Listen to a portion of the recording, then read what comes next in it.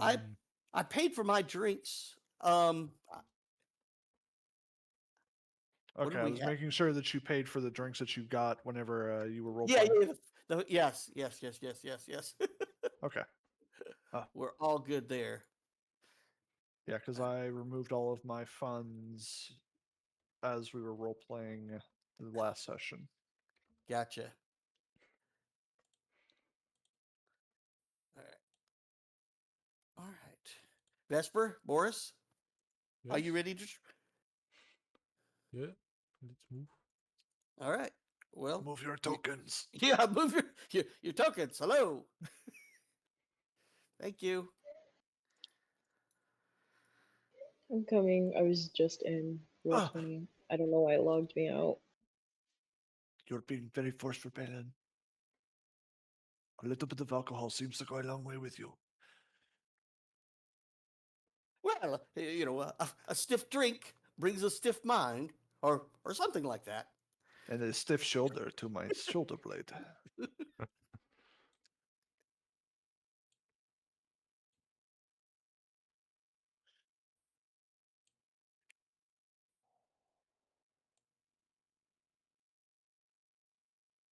They say that we are on the road again.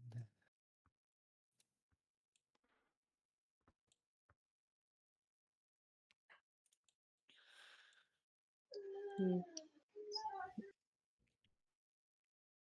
All right.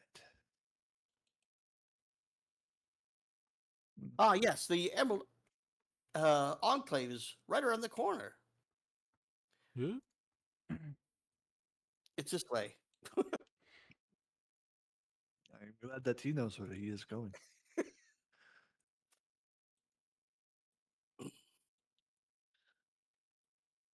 I tend to wander lost in cities the first time I come to them. I'm going to pause for GM description of the two ahead. All right. One of them is the male is a human, about 30 years old, looks like a rogue. He's got a symbol of Tempest on him. Tempest is the, well, there he is. And Yep. Mm. he also has a symbol of the Harpers on him, which is a harp. And Harpers are a group of spies. That's what you've heard. The rumors. They're basically spies that are paid to, well, spy, and they're generally considered a good-natured organization, not an organization that's known for corruption or evil. They're known for good things. Spying on someone in order to kill them is not the kind of job that they will normally take. They don't ask too many questions about what you want them to spy on, what their reasons for, but they get a sense that it's for evil or they're generally not going to take the job. So that's the Harpers. And he's got a pin on him for that. And he's talking quietly with a woman next to him that is fixing shoes. She looks like a cobbler. She is 20. She is also human. And she is fixing shoes and cleaning shoes and putting them together. And that's what they're doing right there. Is she set up shop there, kind of thing, like a little cobbler stand? No, she does have a sign that says Happy Feet next to it, but there's no shop. Okay. Well, I mean, yeah, yeah, more like a portable thing. Like she's got a little foot riser and stuff like that, where she can just take her stuff wherever she goes. Right? No, it doesn't look like she's setting up shop there. It looks like she's just gathering shoes and fixing them right there while she's talking to this guy. And she just has a sign. Looks like Wow. she's advertising her business that's not there, but it's a sign of Happy Feet.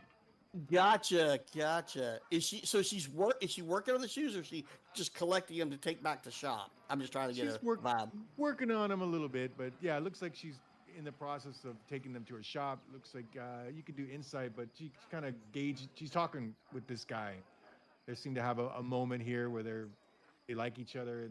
They're smiling at each other. They're talking, and she's just looks like maybe she's on her way back to her shoe place, Happy Feet, or maybe she just left there, kind of thing. Gotcha. All right. Balin says, "Ah, Good day, my lady. Good day, sir. Just passing through. Passing shoe, you say? Do you say that? Yes. What a cute pun there. Hey, Again, kind of a description of the following. We're running into folks. These guys look much different. One of them is a high elf. He's a fighter. He's got a scar on his face. If you can zoom in on that picture a little Oh, bit, yeah. you'll see his scar on his face. On his left side, he's missing his eye. Looks like he's been burned. He doesn't look like a nice guy. You don't see any religious symbols on him. And he's got a long sword on his side.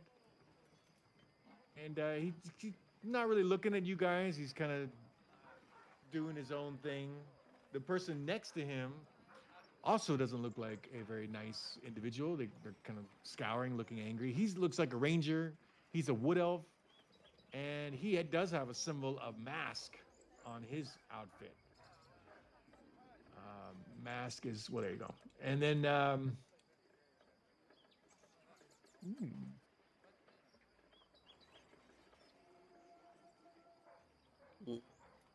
he looks over at Boris, up and down, kind of looking you over.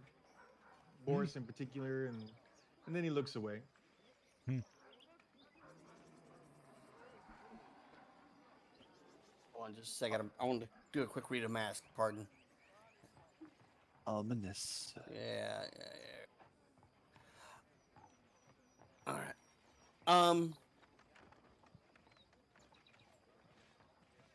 What are they doing? Just standing there talking?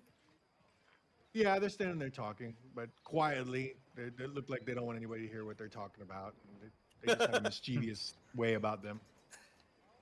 Gotcha. Hello there. Good evening. We're just passing through.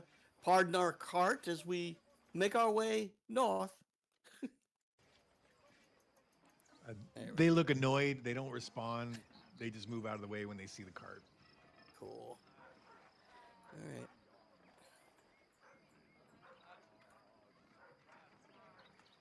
These two guys, one of them is a wood elf on the right. He's a paladin.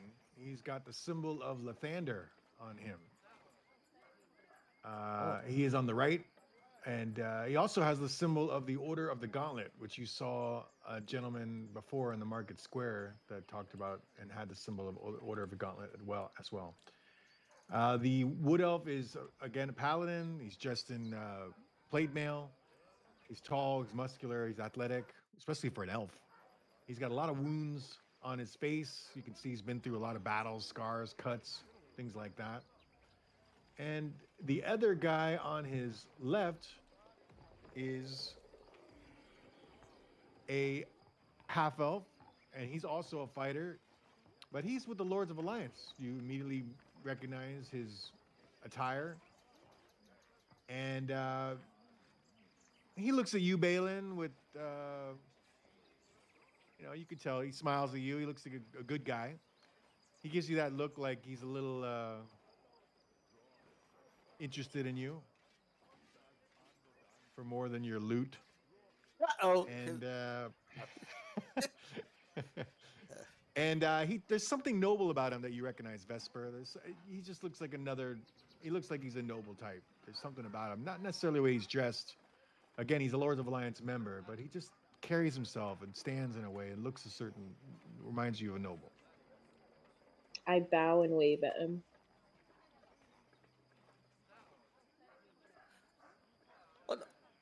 Quick clarifying question. Moon, are you driving? Do you have animal, or is Boris? I have animal handling and vehicle proficiency. All right, then you're driving. You can sit next to me. There we go. Careful.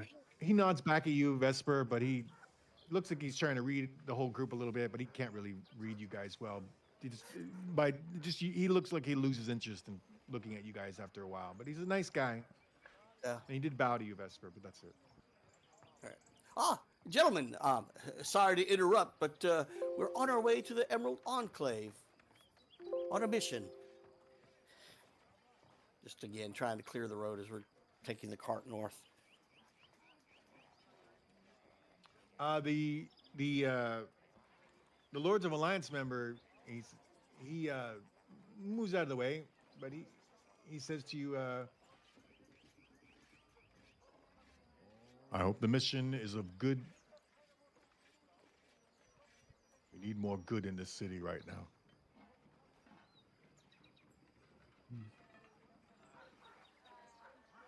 Sorry, got a little frog in my throat there. Most definitely, all for the good and the betterment of Daggerford is what we seek.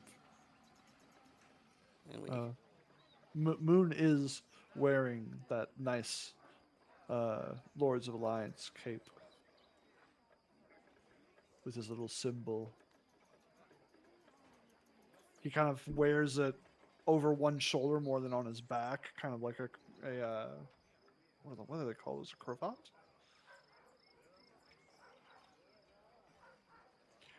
He recognizes that, and then he looks at you, Moon, and he's, you must be new. I don't recognize you in this city, especially wearing the Lords of Alliance. I was very recently inducted, just this morning. Glad to have you, brother. Likewise. Thank you for parting the way.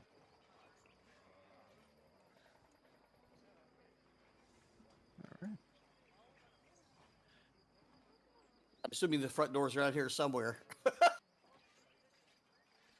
We lost Larissa. Oh, yeah, I couldn't grab her.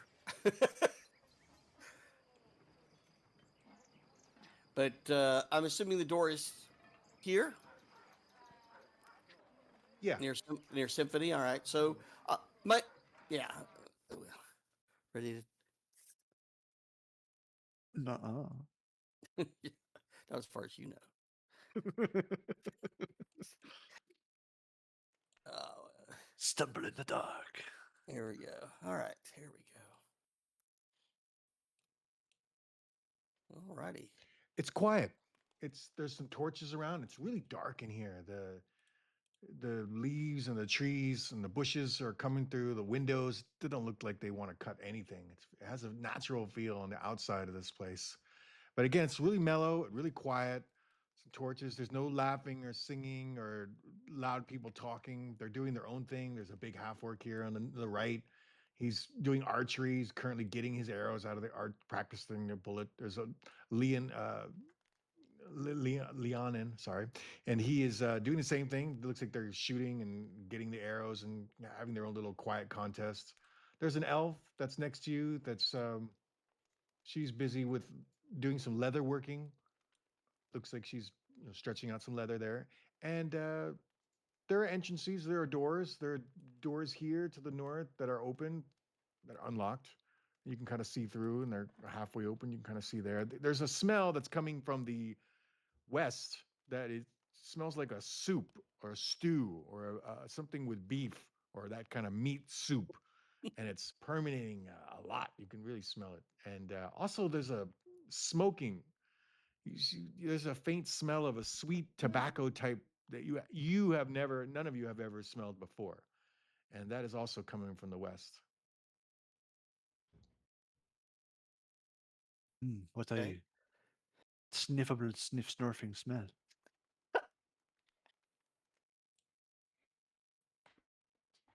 Balin takes a moment to walk over to the gentleman with the book here. Sir, sorry to disturb. We were wondering if there's someone who might be in charge here who we can speak to.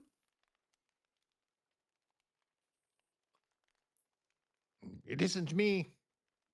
I've Oh, never been in charge of anything or anyone. It wouldn't. I have one simple rule that I live with: respect for the environment and all living creatures, and preserve the planet for ourselves and future generations. And that's about it. Well, I do appreciate your time. Please continue your studies.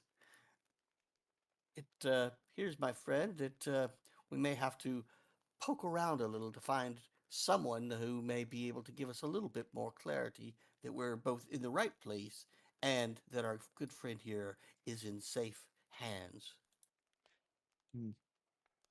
That seemed to be a great deal of things to say, but still not necessarily saying no.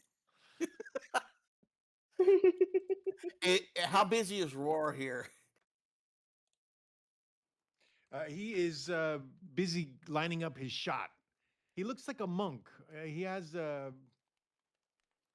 no armor, and he's using the bow. He doesn't look like he's particularly good at the bow, but he doesn't have any weapons, and his paws look deadly with long nails, and he moves quickly. And he has a symbol on him that it looks like a sun. It's not the Lathander sun. It's a different type. It looks like the god of this one. Ooh. And he is it's on his clothes, very simple clothes. He doesn't look annoyed. He just is busy loading up his quill Okay. and unloading, doing things like that.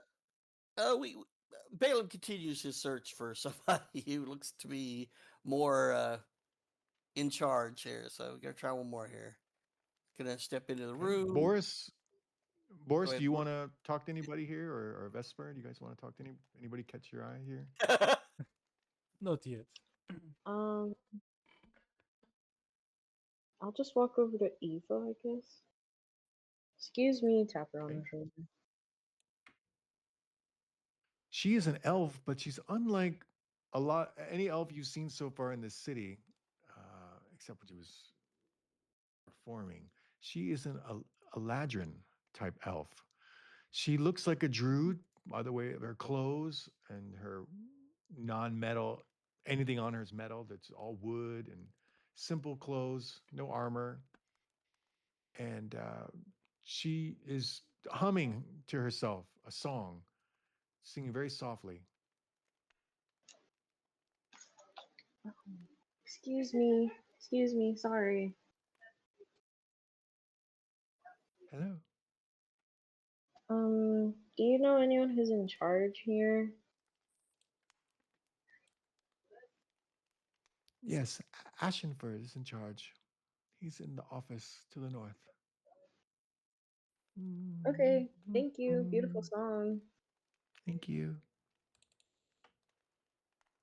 I'll yell over to Balin Ashenford in the office to the north. And This way then. Balin hears his name being called and returns to the main hall here. And what was that? Did you find someone? yeah, supposedly Ashenford runs this place or is somewhat in charge. He's in the office to the north. Oh, perfect. Larissa, any thoughts as to? Again, just want to make sure that you're comfortable here. I've never left somebody in the stead of others, so ill-defined. Well, it's all new to me. I've never been in an organized group like this. It's not something I particularly envision myself being a part of. But the mayor, Wilsey, said I should come, so I'll see it out. Well, yes, again, the mayor did seem to be um, very emphatic on it, and I know the Emerald Enclave it can be a very nice place, a very soothing place, and you should have as you can see around, an opportunity to be yourself. Um, in that case, amongst your own kind, those who seek with nature and are one. I've never seen anybody meld so easily as you have shown us. So I think that this might be a great place for you as well. Hmm. I wonder. Moon, this guy here is looks like he's the clerk of the guild. The way he's got stacks of papers and files and things that he's organizing, and he also looks like a germ freak because you can see every 1 to 5 seconds he's wiping himself off with a towel, wiping off the desk. He sees you coming in, and he's already trying to keep his distance from you while sitting at the desk. Hello. Oh, Oh, you missed a spot. where? Left pinky. It's always never clean, never enough. Always cleaning. It's everywhere. Dust, dirt, grime, grease. It's all too much.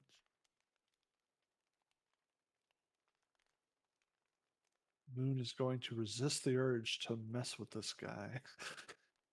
Pardon us.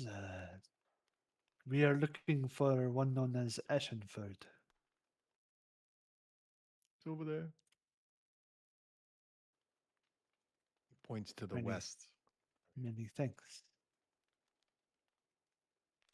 He goes about cleaning frantically. Wrong hand, other left.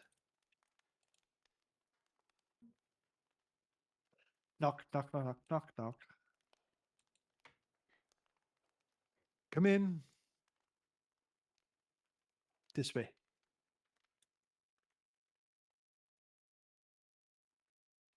Hello, sir. Welcome. What brings you to the Emerald Enclave? We were asked to deliver one Larissa Zarai by the mayor of Gillian's Hill. Oh yes, yes. I got a message from here around. Yeah, somewhere around here. Moon will step Um, aside so that Balin or someone from the original party can step forward. He's a half elf. He looks like a druid, circle of the land, where he's more connected to the land. And he looks like a good guy. He's got a symbol of Myaliki on him. And he stands about 6 foot tall, athletic, thin. He's moving quite a bit, going through things, books and things like that. He seems to be an introspective guy, quiet, calm.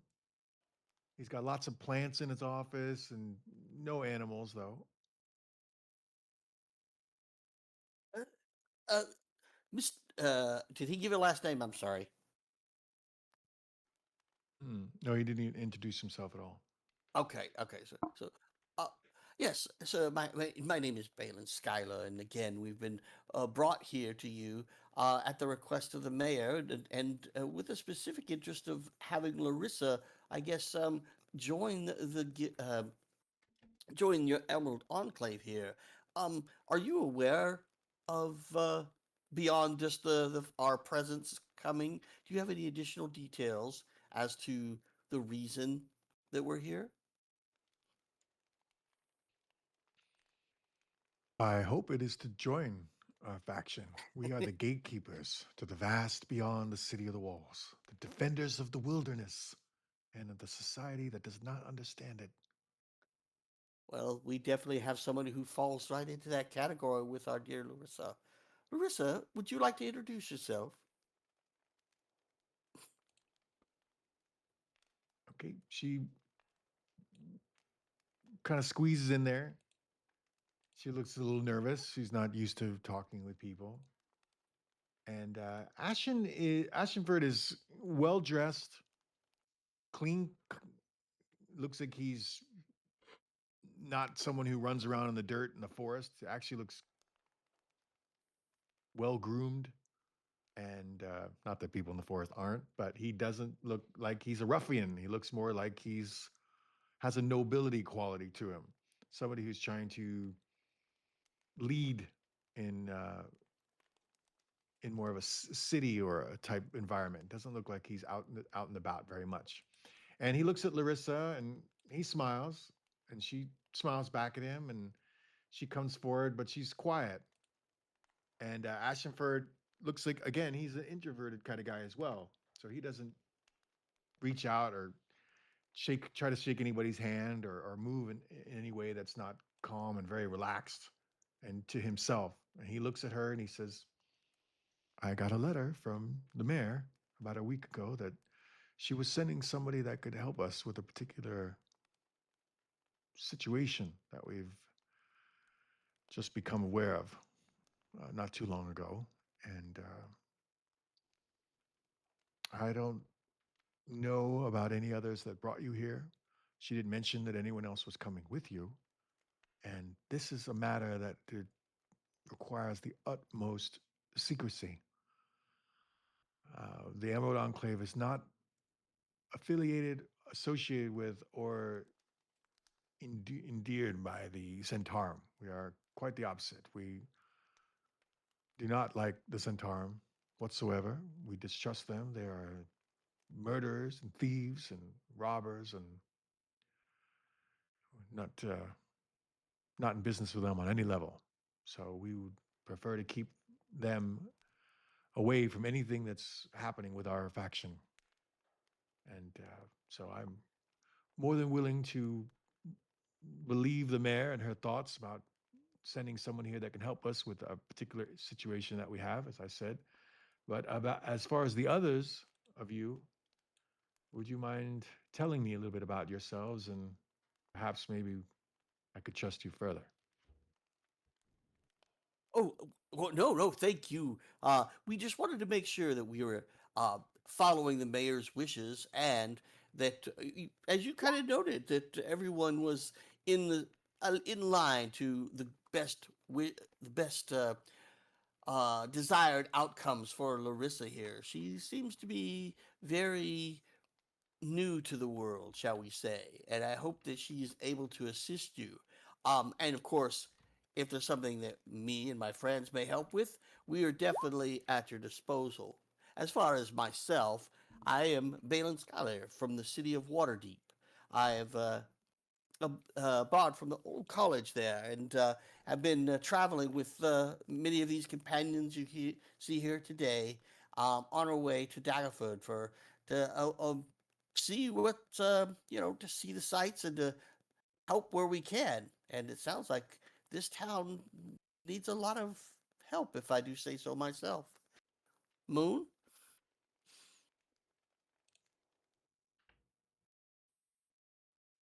I was on mute. I am one known as Moon in Their Eyes. I was born on the roads between Waterdeep and Longsettle. I I am an apprentice to the Lord Lowell Hartbell. Uh, the people of Longsettle know me as the Soothsayer. I joined the Lord's Alliance very recently and met all of these fine people in a series of circumstances connected to the burning of the Lady Luck Inn.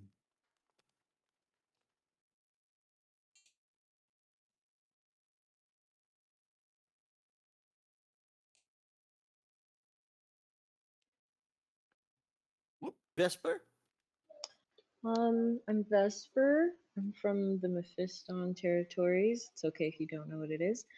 Um, I'm just looking for a wizard and traveling with these guys. I want to help people, and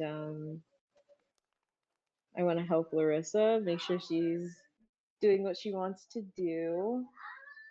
That's it.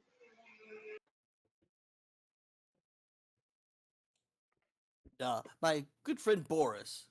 Yes, yes. We all want to help people, but we all don't work for free. We all will need a payment if we will work.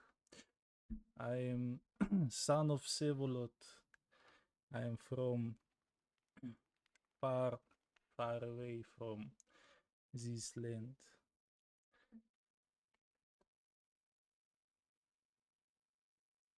Do any of you wish to join our faction? How much you pay? I think that excludes you then, Boris. If you won't join to free, Well, we have we have many challenges that need to be met here. We have numerous things that we're trying to accomplish. There are missing rare animals that need to be found and brought back. There are Zentarum groups that we need to be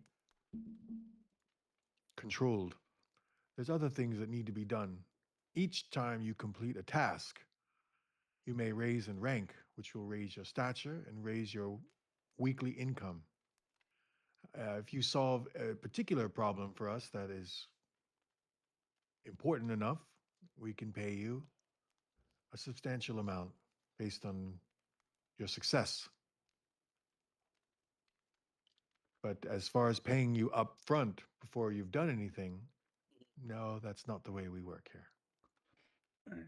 Oh, we definitely understand um, uh, payment for actual services rendered. It's interesting you mentioned the animals. We did go by the local pet store, I guess that's what you'd call it. Quite an interesting range of unique and rare animals they had, but I'm assuming you're very much aware of them. Thieves, thieves looking for coin only, without morals, without a care for the nature that surrounds the city. Oh, That's my indeed, indeed. I will say this, as you mentioned, we may be interested in joining, but we do have a few tasks that others have placed upon us, and we've taken charge on those. One of those opportunities will be taking us to the Misty Forest. Is do you have any insights that we should be aware of before traveling to such a distance? The Misty Forest was once beautiful and safe and a rare, a rare bond. The elves that congregated there centuries ago. It became their home, and they protected it, and the land protected them. The forest has always been a place where barbarians and other types would hunt for game, and we discourage that, but that is the ebb and flow of life, as long as they're not destroying their surroundings and they're reasonable in their amount of game that they wish to get. The elves worked in harmony with most that were there. But then something has befallen the forest over the past decade. Something fiendish. Something is growing there. That is, our reports that are coming in from there are, it gets darker and more ominous the further in the misty forest one goes. And we have sent patrols in there, and they have gone in and found disturbing things.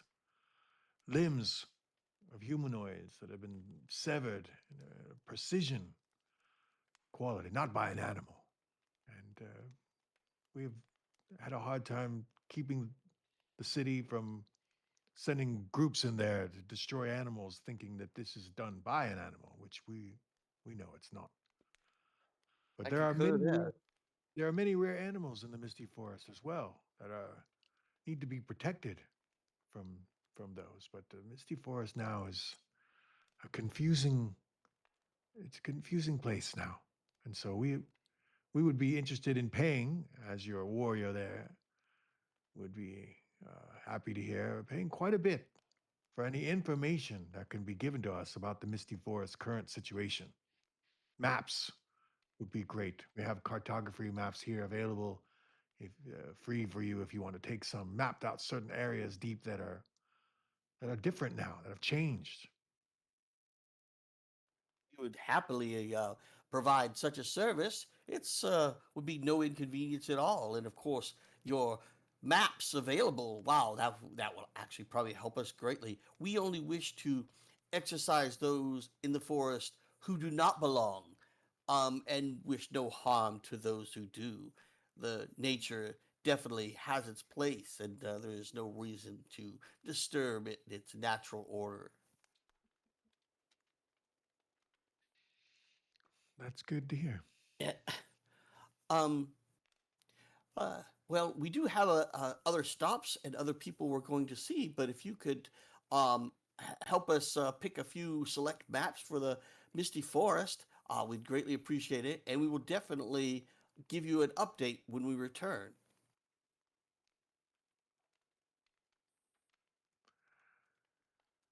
Fair enough. I see that. I'm wondering about your companion here, son of Vesvalon. Are you a moral man? Do you believe in the righteous and the good ways of people? Or do you tend to stay to yourself and have a neutral Mm, feeling about most things? in most cases, I'm stay neutral.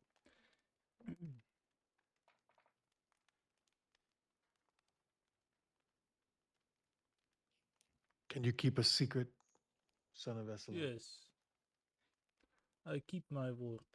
I don't tell anyone secret. He looks over at you, Vesper.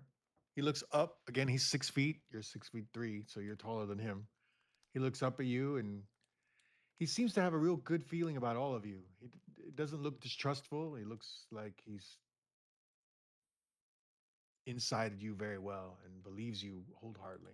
Just wants to maybe make sure.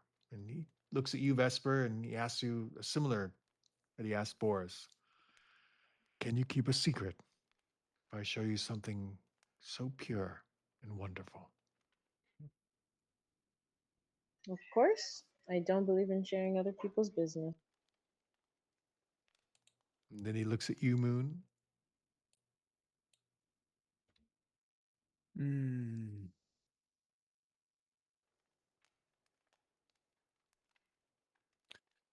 I fear I would have no one to tell, even if I wished to talk of it. Other than those already present.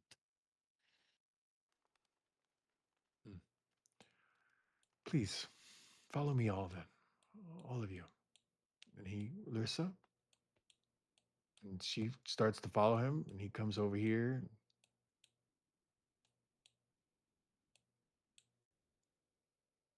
He moves this rug. It leads down to a stairway. When he lifts up the door, and it leads down.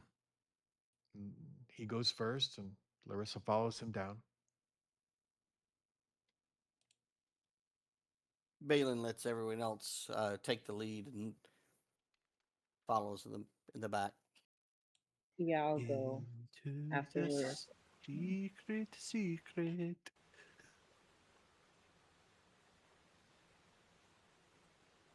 Roll 20 keeps making me like log in every 5 seconds. I don't know what the problem is. Tried refreshing. Oh yeah. Yeah, I just keep logging back in. So Is there New any way that technology. we can show Vesper? Yeah, is there any way we can show Vesper what we're seeing using Discord? I thought there might be a way to show the screen or share the. Is that only something I can do, or is that something you No, guys can do too? anyone can do it. yeah, like I can see the map. Oh. It's just like every time we change, it kicks me out and I have to like log back in. Hmm. Actually, you Yeah, have I don't know. permission locked. This channel doesn't allow streaming. Okay. How do I change that? Server settings, I assume. Yes, and then you would See. go to the specific voice channel settings. Okay, voice channel. I see. Okay, I don't see voice settings. I see apps, moderation, enable community, server template. Oh, sorry. Rather than different going area? to server settings, right-click on the Okay. voice channel itself. Like go back Okay. out of, and then it should bring up an option that says, sorry, let me go. I'm looking at a different Edit server. channel, maybe, or Yes. okay. And then there should be an option that says permissions and advanced permissions. Ooh, I don't see advanced permissions. Oh yeah, yeah, I do. I'm sorry, I don't have What's that? Okay. Yep. Everybody can view it. Video allows members to share their video and their screen. All right. I changed it. That's the only one. That should be all we need. Yeah, I have. Yep. Share my screen. All right. Can you see that, Vesper? His screen?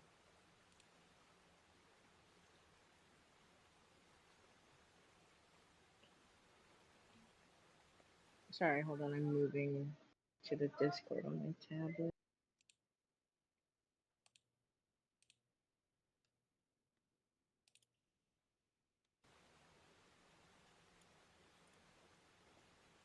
There's some animated stuff on this map too.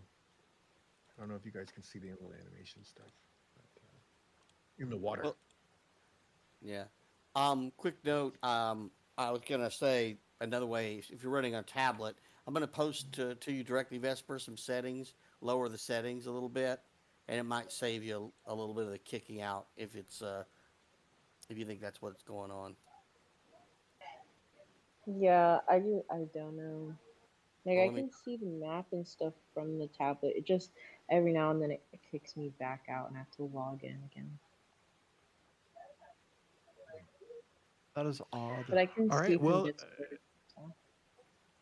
okay. Okay. So you guys came down the. This is a very. It's a cave, and it's humid in here. You can tell there's a lot of water here. You can hear a waterfall coming from somewhere. It's pitch black in here. It's hard to see, but there is jellyfish swimming around in the water. And these jellyfish are green and they're kind of lighting up certain parts of the, but not enough to really see far. You can see with your light sources only a certain amount of distance.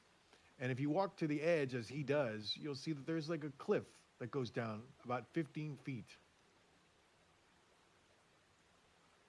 And there are lots of flowers around here. There are special flowers that you can use your herbalism kit to try to get. They're called cinder leaves here. Uh, this is a cinder leaf. It's kind of pointy red leaf. It's warm, highly flammable.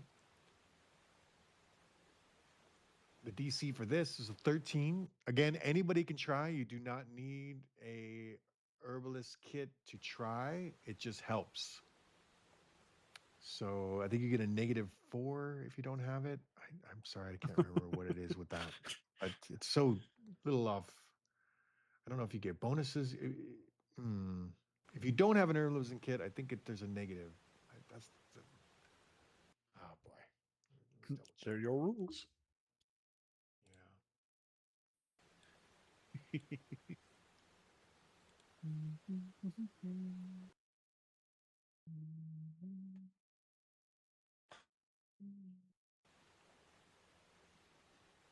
Well, I think you should. I hope this doesn't go back and forth because I want to be consistent and clear.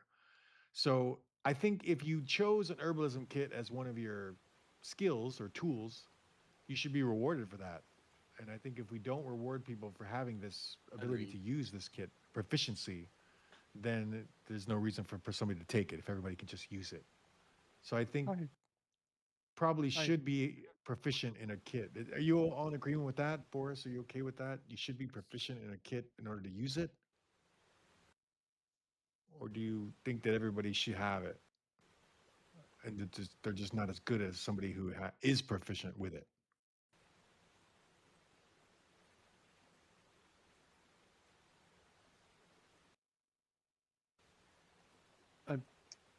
Um, Yeah, I think it's fair.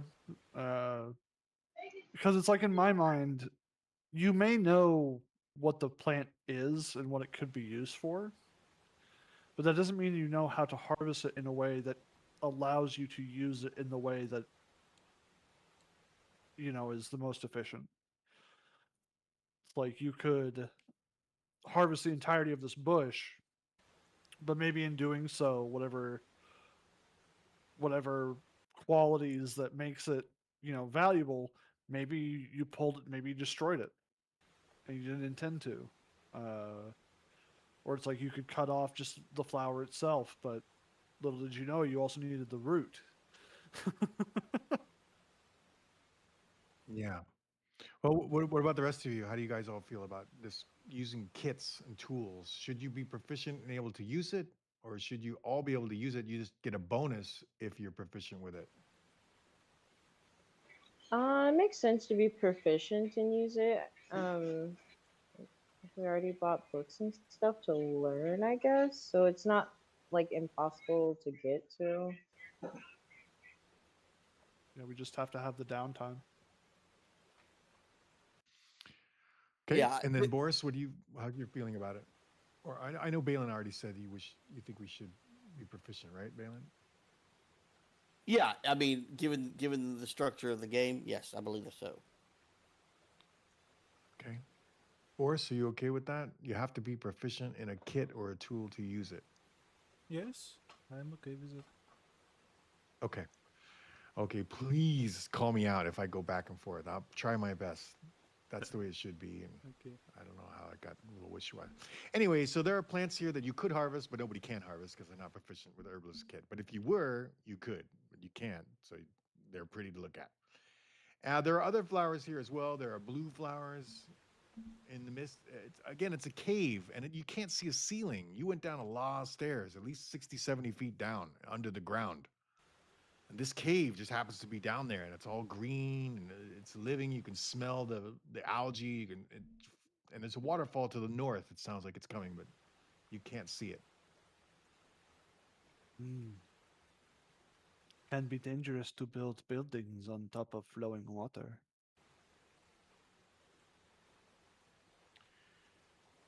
Yes, it's been here long before I came into this world.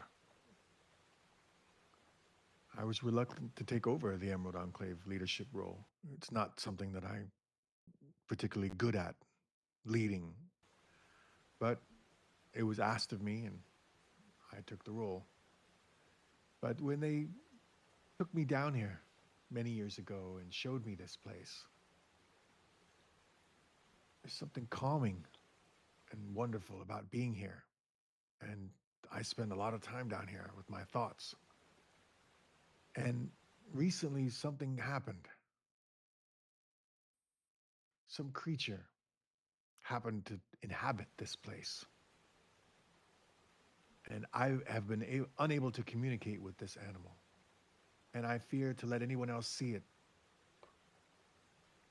And I've been looking and sending letters out to the different areas that are near Daggerford, like Gillian's Hill, and to the mayor and others around, asking for someone who knows how to communicate with animals in a special way, that can become an animal in a special way, that has a natural love and affinity for all living animals.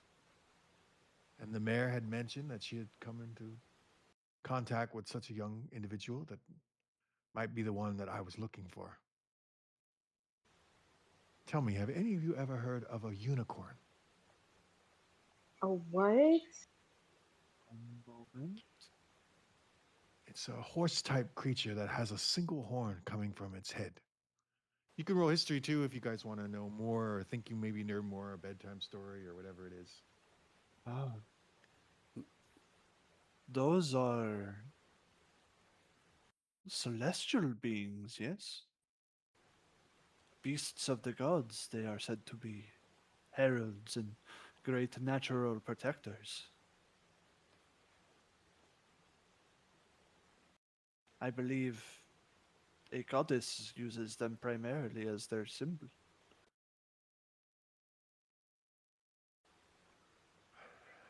I'm Oh. ashamed to admit, I don't know much. How about you, son of Osula? Do you know anything about unicorns?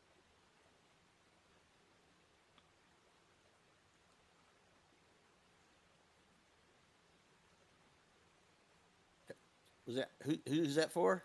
I didn't hear. Son of Vezavla. Oh, Boris. Sorry, I didn't think. Thanks. I don't know much about unicorns. Moon and Vesper, you know this, so you can kind of It's on the chat in the roll 20 now. Oh. If you want to share that with the group, or you could share that with only Vesper and Moon know this much. Oh wow.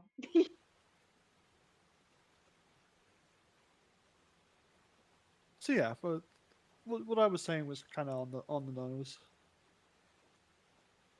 Natural protectors, protectors of the natural order, So is divine this place guardians. special, or is it like guarding an artifact or something?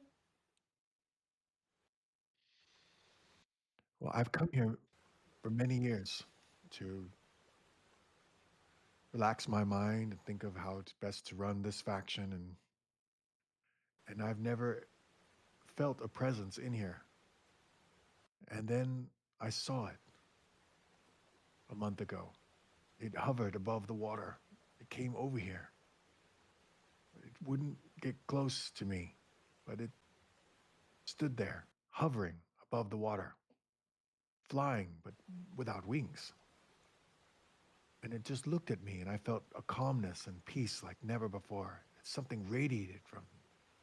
I felt any wound that I had, any illness that I might have would be cured by this creature. I can't explain why I think that way. I've never seen it do anything, but that's the way I felt when it was there.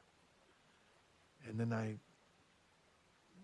reached out my hand to let it know that wish it no harm. And then it went back into the darkness over there. And if you listen closely, you can hear it. It's over there through the darkness to the east, far, far, at least 200 to 300 feet. I've never traveled beyond this area here. Why But not? it's out there. I don't know. I don't want to intrude on its space. Maybe this is its home. Unicorns are known to roam the entirety of their domain.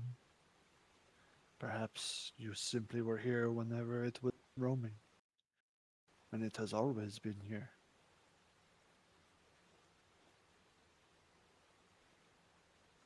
Yeah. It is. Could also It be is. guarding something, or sent by a god. If it were sent by a god, well, it was most certainly sent by a god, I think. Most of them are. But if it was not here before, it could speak to ill omens of the time. My dear Larissa,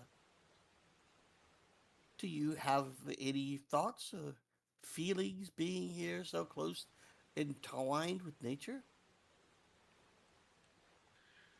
She has an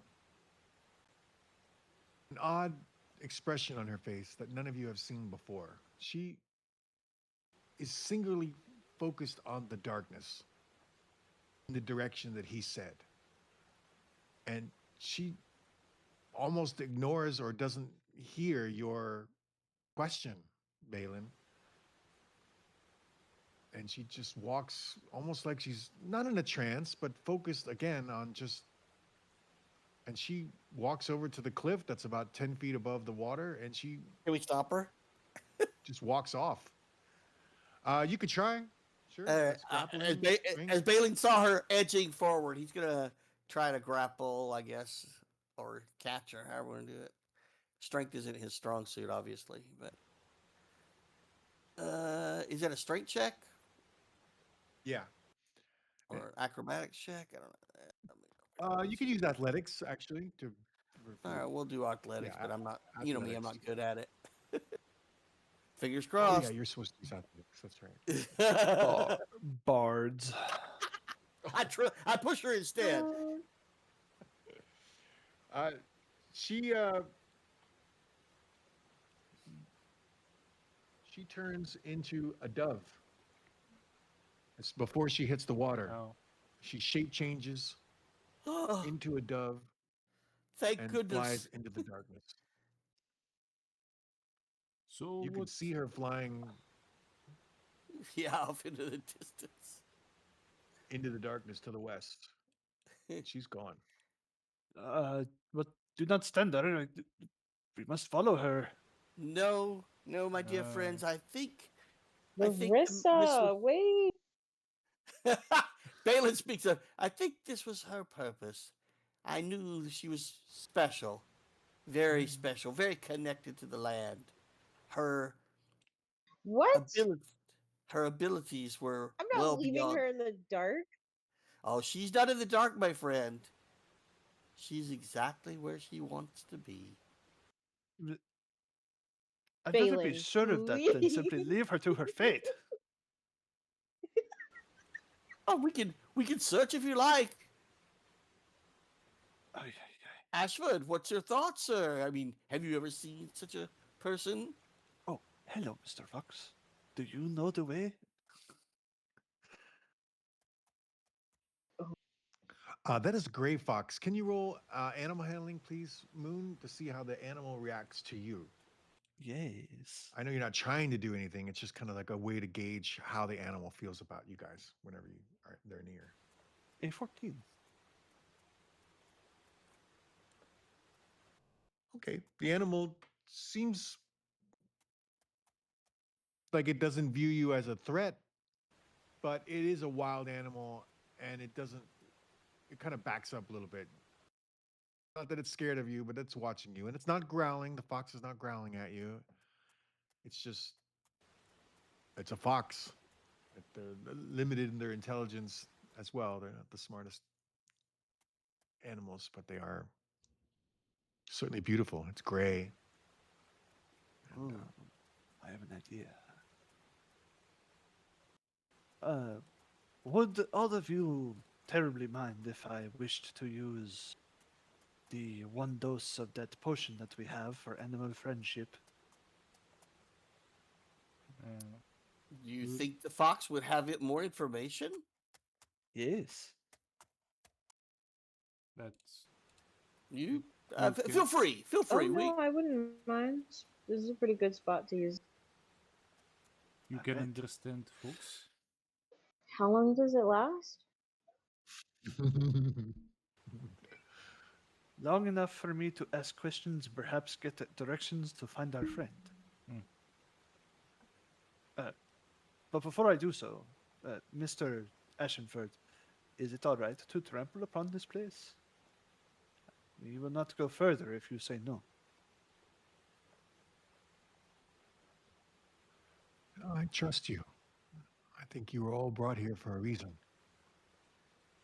Explore if you must. We thank you.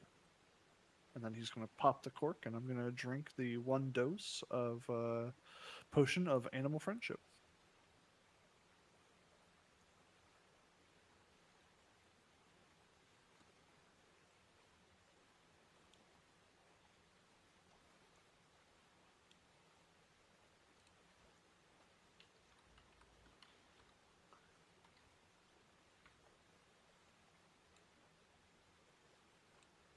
Let's do treasure, treasure, treasure.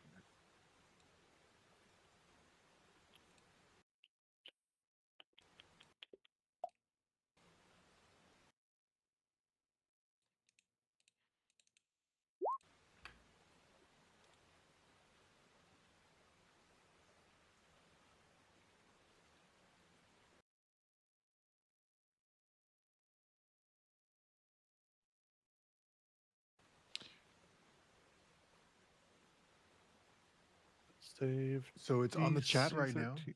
Yes. Oh, okay. The intelligence of this animal is less than 4. So Okay, then the spell will succeed. And it needs to make a wisdom saving throw. DC 13.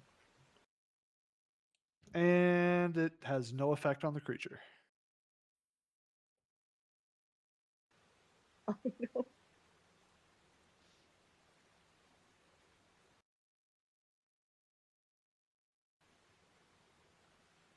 now the duration is a whole day. It looks like 24 hours, or does it say on the potion specifically a certain limit? It does say the duration of the spell is 24 hours. The imbibing of the potion is the same as casting the spell, so therefore the duration is correct. However, it only You can't do it wo- on the same beast. Yeah, right. You can't do it on the same animal again properly. no, and it's every time that you cast it, you can only cast it on one animal at a time. If it fails, then you lose the spell because it's not a concentration spell. The duration is only if it succeeds. Ooh, all right. I nominate you rules lawyer. Spell Master has spoken. Unfortunately, the Grey Fox is unaffected, and therefore the spell fizzles and the potion wasted. On the edge there, though, you guys see that it's a lot of plant life, a lot of algae on there. There's jellyfish swimming through, little tiny ones that are going through underneath the water is greenish color, and that's all you see from there. But you know the waterfall is to the north. For Moon, it's directly northeast of you, Eh. Hmm, and what a Balin, of bitter course. taste. Yeah. My apologies. No, no. What a bitter taste. Mm, bleh. And I wave at the fox.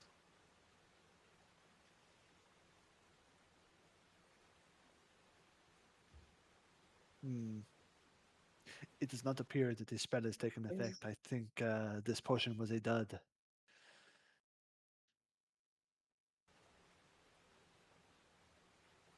Oh man. So what are we gonna do? Walk through the water? No.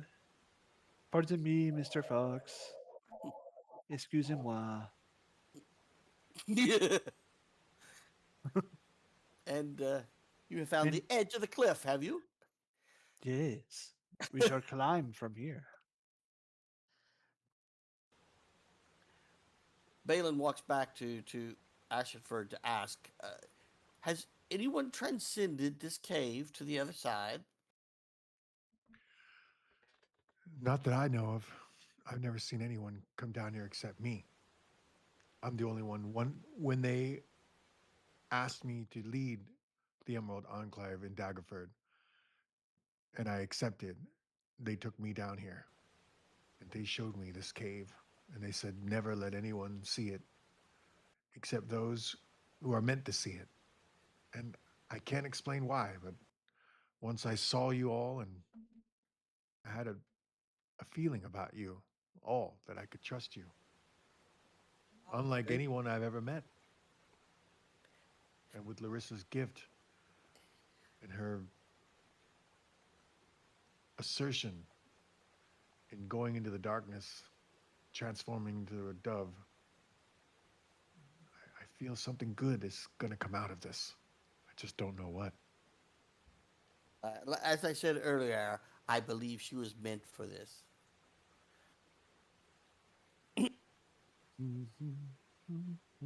Uh, Moon? Yes. Any? I just don't know how I feel about leaving her by herself. So Vesper walks over with Moon. All right. Do you see any way to cross?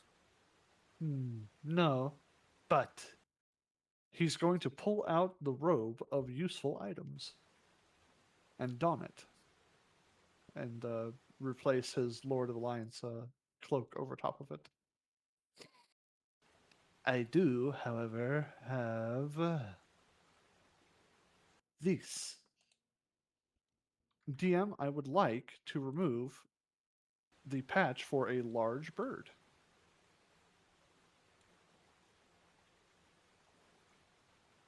Okay, what kind of bird is it? Or does it we do random? Did you say, is it a rock? I can't remember what bird it is. I believe it might be a rock, but I can find out. Robe of useful items. Yeah, 5 each. should be on there, or no? It just says that it is Just a says patch of a large bird. Let's Okay. see. Got 2 mastiffs, riding horse.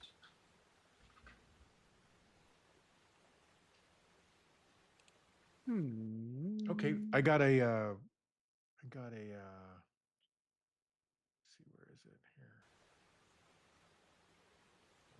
Keep going. Mm.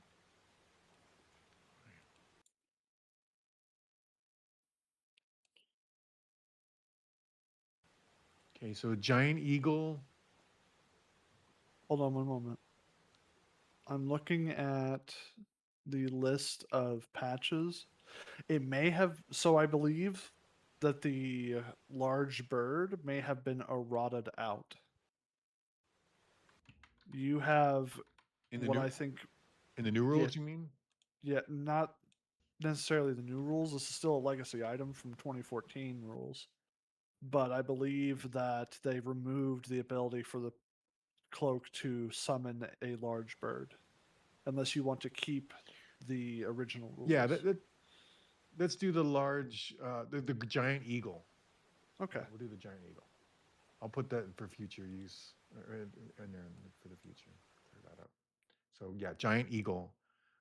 Let's see. It's also the only patch that I had, so this will be the only time it will ever come up.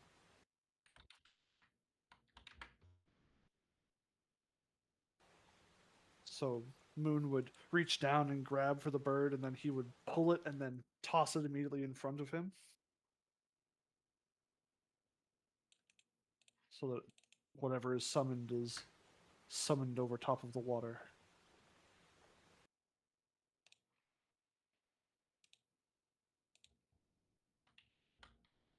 All right. I believe And that then this it is flies big off enough. into the distance. But no,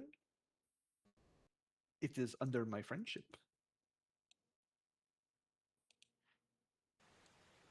Automatically? That's so cool. I believe the duration is only, let's see. It doesn't say a duration.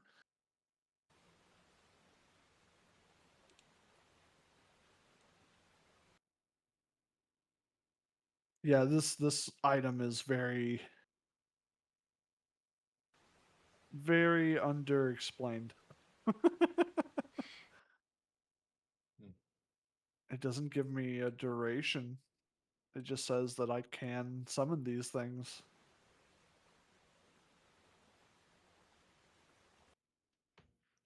Okay. Well, we'll do maybe a turn.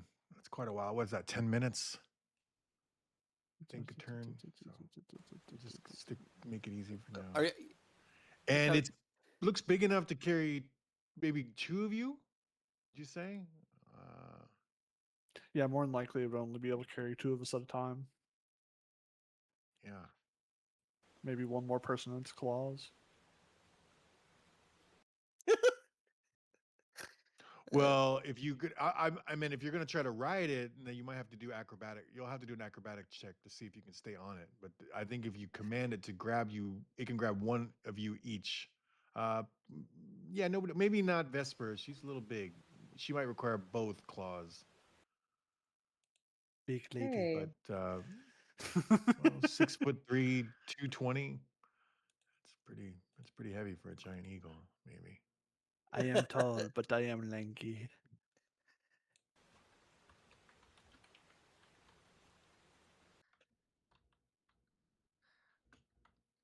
Yeah, it really doesn't give any rulings on how long stuff is summoned for. It just It can- says Okay, well, yeah, we'll do 10. It can do 900 pounds. So that's a lot. So that's pretty much all of you, I assume. I mean, unless anybody's over 220. Let's Anybody? see. I know Let's Balin's got a see. little. Balin is 189 let's with all of do- his stuff. Boris is 225. Yeah, I can carry all four of us easily. how much? Oh, what'd you say? So 900 pounds it can carry. We're 1107. Remember, I already did this math. 1107. this is why I have the stat sheet. It's I- I know what all of you weigh, even with your Yeah, stuff. yes. Yeah, I got it on my character sheet as well. 1107 is what we weigh. So if we want to leave some of our gear here, then we could definitely do it because our packs are probably our a big chunk of that. I only weigh 113 without my pack, but my pack weighs 88 So a pounds. majority of that weight was actually Thragus because he's short, but he's also bulky. He was just Oh, really thick. that's right. That's Moon right. is How much is much Moon? lighter. How much is Moon? Moon only weighs, and this is going to be including all of his stuff. Yeah, yeah, yeah. Bio, so let's Moon only weighs 203 pounds. 201 less 397. So yeah, roughly 200 pounds off. Yep, that does it. You're right. I can do the math here in just a second. Yep. 397. So 201 equals 196. 7 minus, what did it say, 106? 998. You come up with the same We number? will someone will have to leave their pack. We're 91154. All right. I can leave mine. I don't think I use it that much. We will have to drop some weight, but I think this bird will be able to carry us across. But we must hurry. It is for a short duration. Right. Okay, okay. I dropped my bag.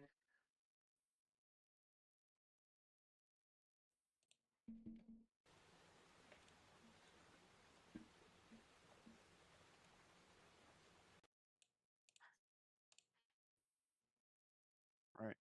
So Vesper drops her bag. If anyone is dexterous enough, you may be able to ride upon its back.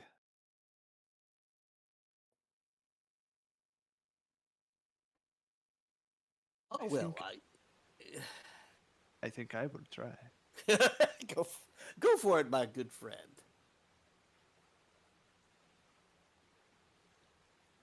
DM, if you could bring my token to the front so that I may ride this majestic creature.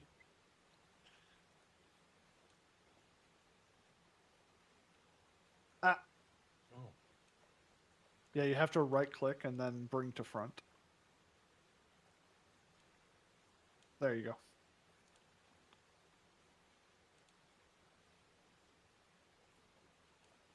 All right. Okay, I'll and ab- Boris, you're gonna let it. The talons. The rest of you are gonna go by the talons. Yeah. You're okay with that? Okay.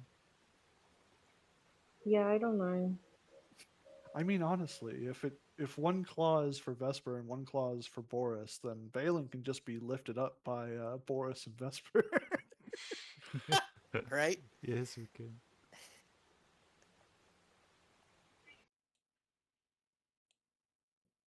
But you're Let's gonna choose see. to ride it anyway.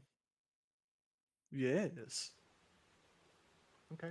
Go ahead and roll DC acrobatics, please.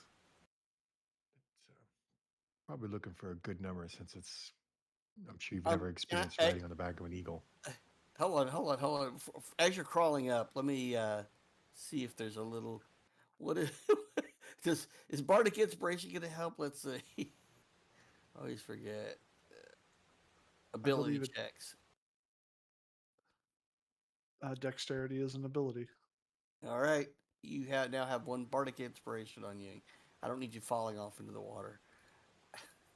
What words do you use, Bardman? Oh, don't do that to me. I forgot to get my book ready. I've been trying to do all the reading here. Our wonderful GM is almost as prolific as Tolkien here with his words. I was trying to catch up. Oh, thank you. Gonna make him you- blush. there you go. So you shall ride high, you shall ride well, you shall ride safe, and let us be gone. And we all get up and hopefully, fingers crossed. Total of 18 DM.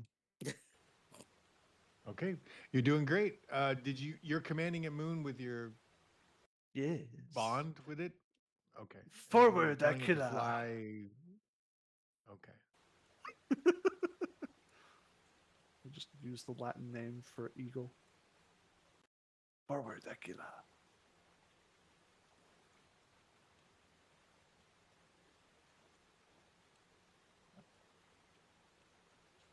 Yes, there.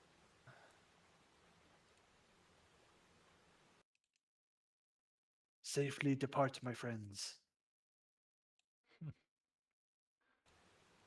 Oh, Vesper hops down. Larissa!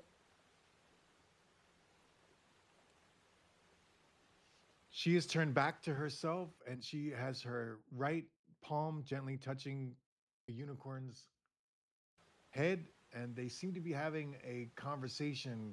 Her eyes are closed, and the unicorn's eyes are closed, and they seem to be having a telepathic conversation with each other.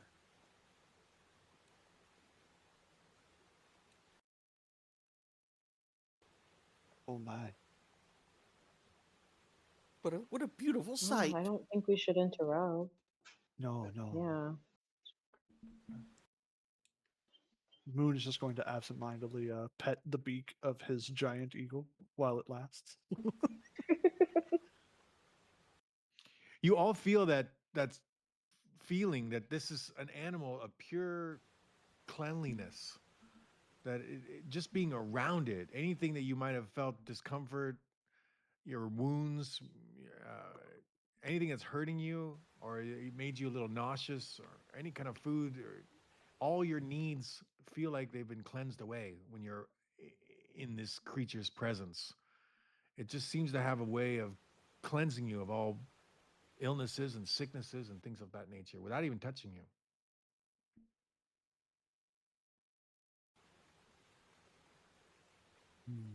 I suppose we shall wait until she is finished. I am glad she is not in danger, though.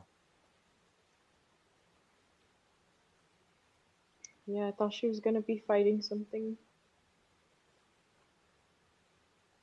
Ooh, leopard's bane.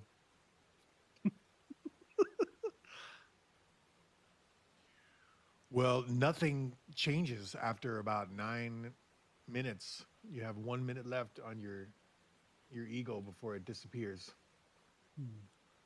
I have an idea. DM, I would like to take out a piece of paper and my ink pen, and I would like to write her a note. Dear Larissa, you seemed deep in conversation with the unicorn. We did not wish to disturb you. Please, when you are finished, do tell us everything that it is that you know. We are worried. Your friends. And then I'll fold that. I'll blow on the ink to make it dry, and I'll just kind of gently tuck that into a fold of her clothes, or a pocket, or on the ground if I must. Maybe her boot.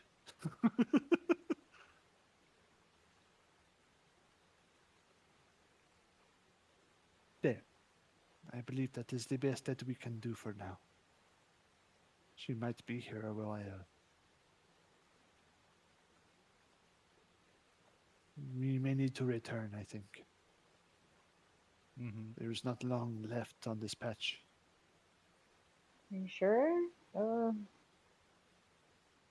Unless you wish to be stranded on this side of the cave and then have to swim your way to the other side. Mm-hmm.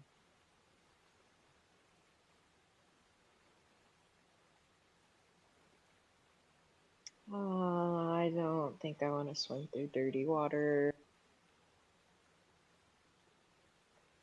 A wise decision. Indeed, let us return. Haste. We'll do haste. Mm-hmm. Aquila, Boris, onward! Oh, Boris, this is a celestial creature of pure goodness. I don't think, well, none of you have ever been around anything like this before. Something so good, so pure, and of course, celestial as well on top of that. So I know some of you are already good aligned. This is a rare moment where you're around something so good. And I don't know how that affects you, Boris, but since you're the one that's kind of in the middle between good and evil, this is just one of those moments where you just feel good around it. Mm. Magical horse. Magical horse. we w- uh, we Are you alright? yes, yes. It's just affect my mind. It feels strange. Let's get out. Ah. It is likely not affecting your mind so much as your spirit.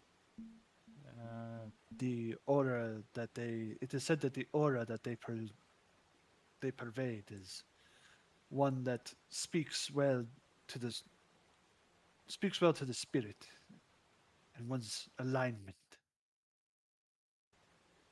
it's not better. It's still affect me, and it's not ask me if I want or not. I don't like. Uh, Does the fire apologize for burning when it is touched? Yes, it's like a fire. It's dangerous. I don't like Hmm. fire. Fire is not inherently dangerous unless allowed to be so. In the same Mm, manner, the unicorn is simply being what it is. It is not its fault. mm, And lastly, Boris, I'll say you've never felt safer in your whole life than you do when you're around this creature. it's even more scary. If I It feel is. safe, something wrong. It's Hmm. like a siren. It's tries to please me, to relax, and after eat. But I am ready to And defend. you all see Ashenford's face when you fly on this eagle and you land it and you created it and all that stuff. He's impressed. Not looking like this is a normal occurrence at all. He's very impressed with all of you and he smiles more than he did before and he's just standing there in wonderment, especially when the eagle just vanishes. Turns I back for into a patch and I pick it up. Goodbye, Aquila. It was very nice to know you when I did. Maybe we can recharge it or something? I don't know how those patches work. No, unfortunately, with such magic, we would have to create an entirely new one. oh, I do have the Ooh. Weaver's tools, perhaps, to do so, but not the spell necessary to imbue. we Seems forgot. like Oh, we. okay, so you put a i- spell onto the patch. If only we Can we? could find a big bag and put a big bird in it. Yeah, that'd be great. That's not how this spell works. We should get going. I forgot I'll walk you out. to ask you, Ashenfort, what do you want for us to this magical horse? We will not to need to kill it, yes? You like this horse? You okay with it?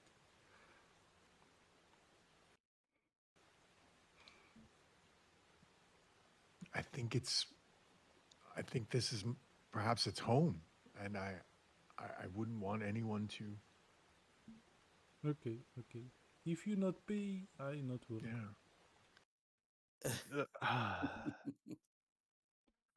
Since you all have said perhaps joining our faction is something that does not align with what your current situation is, I would still be honored after seeing what you've done here to give you a list of things that need to be Oh, done for our faction. And if you can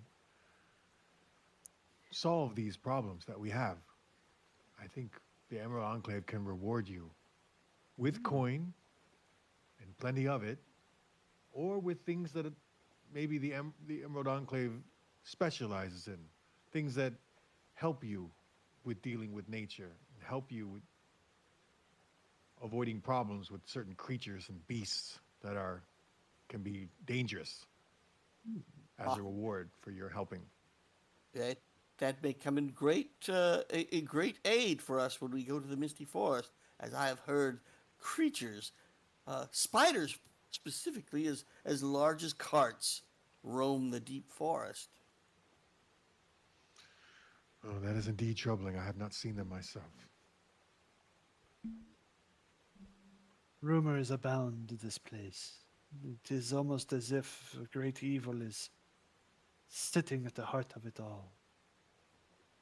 It wants the people to be confused. Well, the Zentarum have been seen destroying areas of forestry. They've been seen plotting, and we've seen them hunting animals that are protected, like the silver fox. So if you interact with the Zentarum and you see any members hurting animals or in charge of slaying rare animals, again, we will reward you handsomely.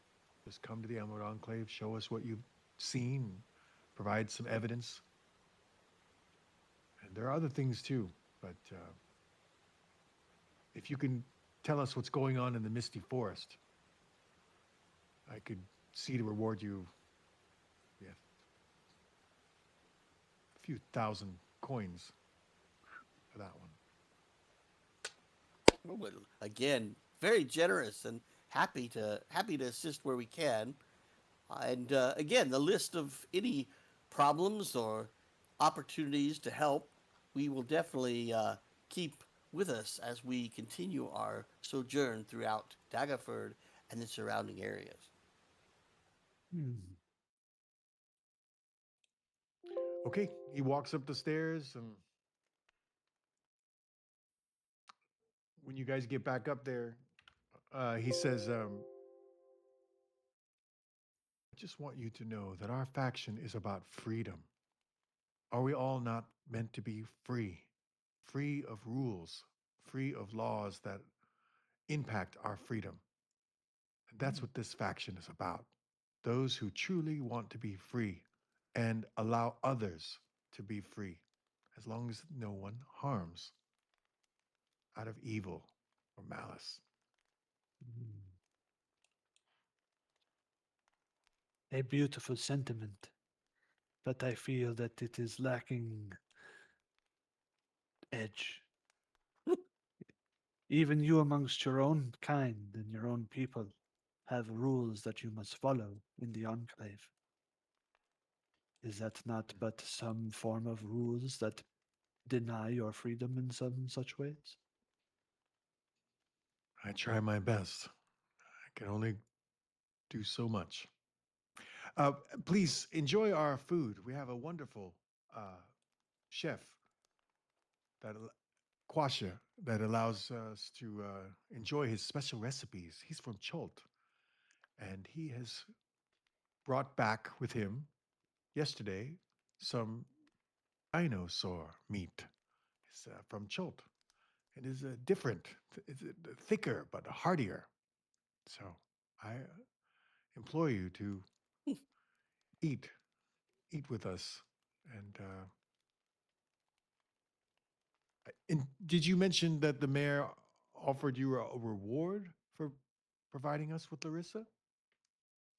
Uh, yes, she offered 200 gold pieces to ensure her safe delivery. She provided that, or she I said that believe she, we yes, would provide that? she implied that she would be providing that, unless you wish to compensate in her stead.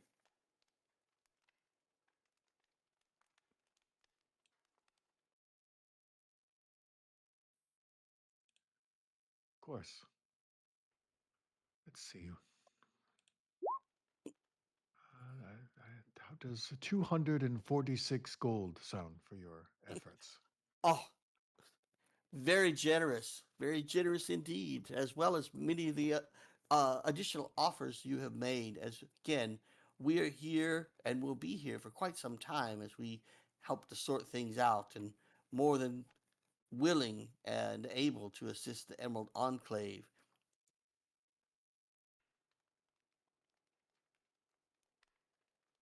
That is a great deal of money. I do not know what to do with all of this gold. First 300 for just joining now. 246. It's not that much. I mean, we did a lot of work. But I mean, that's My really dear, nice. My dear Vesper, for those of us who have not been as fortunate as oneself, this is considered a considerable sum, to say the least. Just to help you understand the value of both our efforts as well as the offer in return. For comparison, Miss Vesper, my apprenticeship under the the lordly house of Harpel, only afforded me 2 gold per day or per week. You It were took me getting gypped. 2 gold a day, no 2 gold week? a week, a week of service. That's even worse. I was not always working, and I was able to use that to survive and still save money for this trip. Yikes. I don't know if everyone catch my note. I'm assuming we're dividing that up. Or we can put it into the party fund. Well, let's just go. I mean, it's just straight coin, so let's just go ahead and throw that. It's 61 gold, 5 silver. Just toss it on your character. That way we don't have to hold it over us. Okay. Thanks. Vesper, you can always try to persuade him if you want more, but you have to persuade him if that's Vesper wants that's money. full. It's I don't Uh-huh.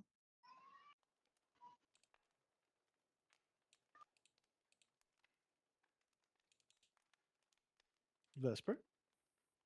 hello. We Yes. had Oh man. we Hold we on. heard I don't and then nothing else. Oh. Hello? Vesper? Okay, I can see, I can see. Okay. I don't think Vesper wants more. It's just acknowledging that it's not a lot. She doesn't understand. She's so used to more. 2 gold a week for working. I don't know. I actually don't think I know how much our workers were being paid. So that could be a fair price. For, Ew. for Very comparison, fair on top of price. that comparison, most people earning 2 gold a month is a Mm-hmm. great deal of money. Yes. Those poor, poor people. That's so sad. Gold What is so abundant. I don't understand why everyone doesn't just have it.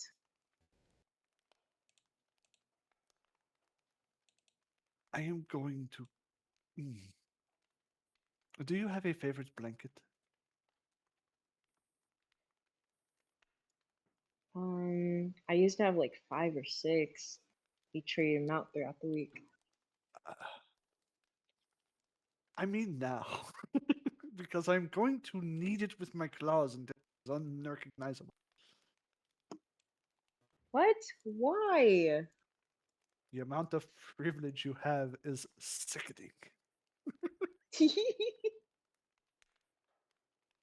Hey, I don't know what you you mean. need hard times in your life. I am working on stuff, okay? I don't think you should wish hard times onto people.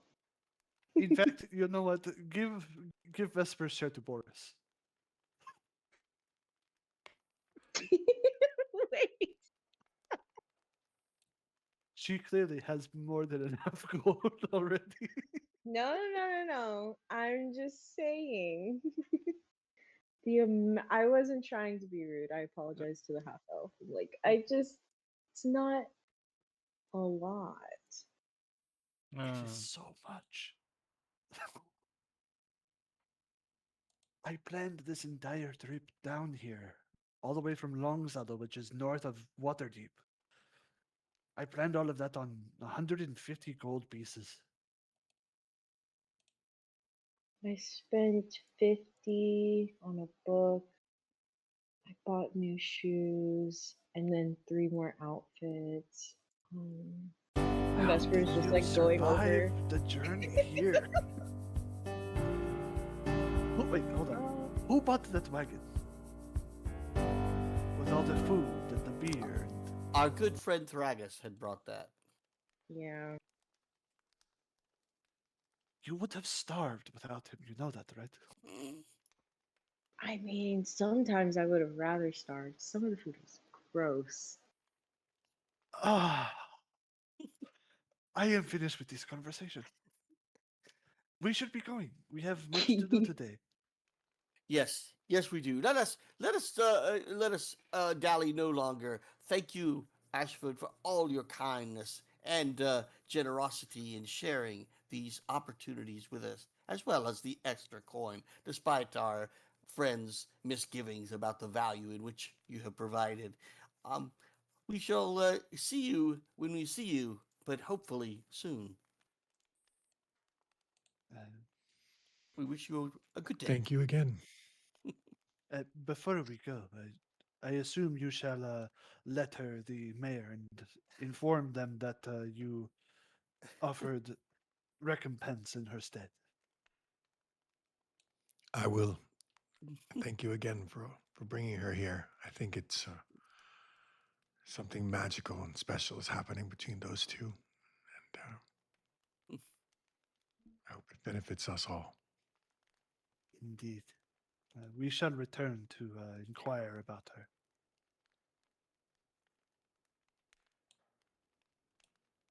All right.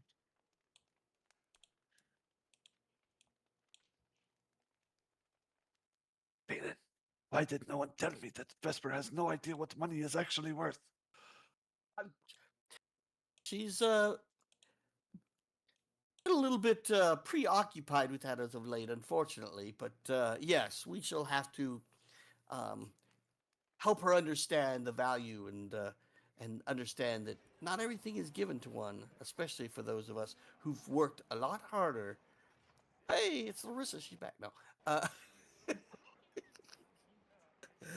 uh, yes, of course. Um, so one task down. We'll now head. We'll head back to our. Oops, I'm sorry. Got it. The Harvest House, and ask for those. And now we actually have coin. We'll ask those there if they can help us secure our friend in a safe setting for us to continue the rest of our objectives. And with good favor, maybe we can actually ask of them, impose on them, if we could, his re- his return to us. Hmm. If that is the case, then to the Shantaine Temple, yes? I Uh, believe that was our next stop. the Harvest House, I think, is that. Am I correct? Yes. All right. Yes. One of the same. All right. We shall head. Where are we? Hold on. I lost us. We are so far away. Yeah. All right. So we're gonna. Oh, yes. We can head north.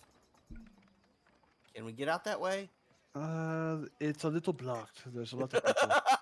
Well, it wasn't that. I was looking at this wall here. Sorry. No, that's a wall. Yeah, that's on a road. All right. So back down to the main. and then we'll just cut straight. Well, through you can go through trees and stuff. Yeah, they really only just don't go through. You can't go through buildings and the wall, but anything that's blocked by a tree, is you can go through. Or you take a shortcut. The wagon wouldn't like the stairs. Yeah, that's the reason I That's said true. we'll just.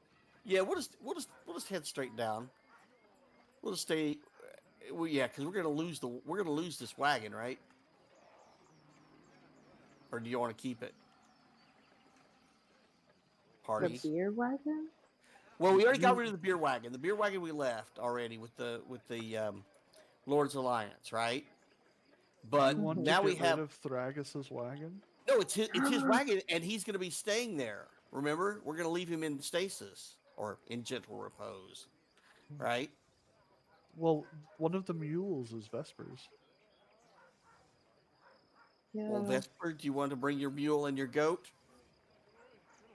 Hey, why are we getting rid of the wagon? We don't have to get rid of the wagon, but if we go into the forest, the wagon will not follow us, Oh, yeah. I don't think the wagon. and you're gonna will you go want to leave as two well. mules and a wagon at the edge of the forest. It will probably not be there, or well, it's not going to be there when we're there. It'll be stolen, or it'll be eaten, or they'll be eaten. So, Oh no, that can't happen. so sorry, I'm out of character. Mules.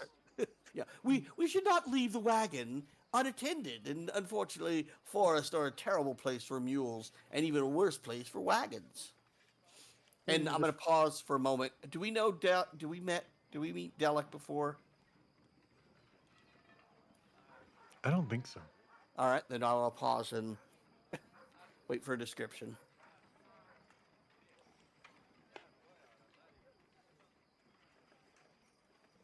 He looks like he's an artificer. He's got lots of artificer tools on his back. There's something good about him as well. You can always do insight if you want to know more. But he's a worshiper of Tamora. He's got a symbol of Tamora. He's a mountain dwarf, and he looks old, around 400 years old. And he's currently got some. He's got a monocle on. He's dressed in expensive clothes, colorful clothes, and he smells of soap. And even his beard is trimmed in a nice, clean-cut way. Gotcha. All right. Well, no use for an artificer just yet. And just to save us a little time, Geta the Gambler, I think we have seen her before. Yeah. Yeah. She didn't like Larissa, tieflings. Yeah. All right. Vesper can blow her a kiss. By your leave, sir. By your leave. And we're going to drive around Delic. And again, void Miss Greta as well. Say hello to the cute cat. Hello, cat. Wait. Oh, you meant me. I see your cousins over there, Moon. Ribbing his Tabaxian background. All right. Just because I am a cat does not make me cute. I find that very derogatory. What do you think, Vesper? I don't know if I should say anything. Moon, you're a very handsome cat. I feel like cute is mean. That is a much better way to put it. Thank you, Miss Vesper. This guy here in front of you, he is about 7 feet tall. Ooh. He is got the symbols of the Watchful Order and Magic's Guild, the Wizards Guild. The symbols on there with the hand and the symbols of the magic around it. It's on his robes, and he looks like a good guy, just in general. He's a worshiper of Tyr. He's got the Tyr symbol on him, the justice with the hammer and the scales of and all that. He is human, but he looks like a politician. He's got scroll cases dangling from his hip, and he's speaking. As soon as people get close to him, and he says, "We need a king to lead this city, not a woman who's more interested in art and painting and the dancing and dribbling of artists being surrounding her. We need a king, a leader Someone to keep these horrible things from happening in Daggerford. Whoa, okay. He's not talking And- specifically to you. He's like looking around at everybody, trying to get everybody's attention and all that. Some people come over and like on his little podium he's got there. I find this a curious line of thought. You has Shall some we stop point. for a moment? Oh, sorry. Yes, Boris. He's has some point.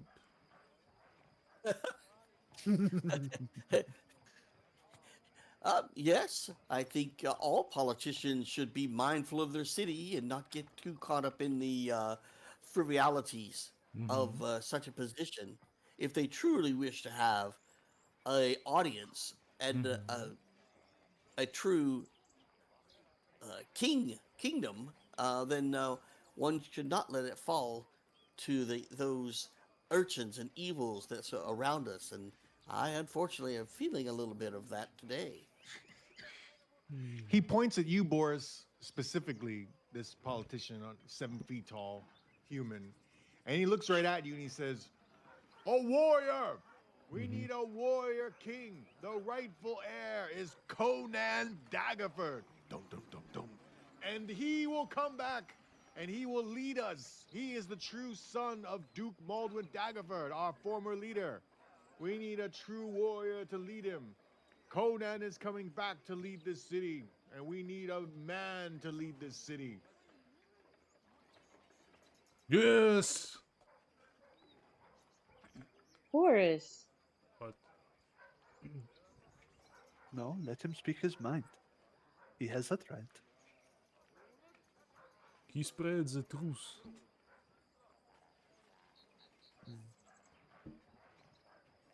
I find that a little bit of urchinry is perfectly fine for the natural order of a large settlement, but I too agree that the Duchess is currently not doing a very good job.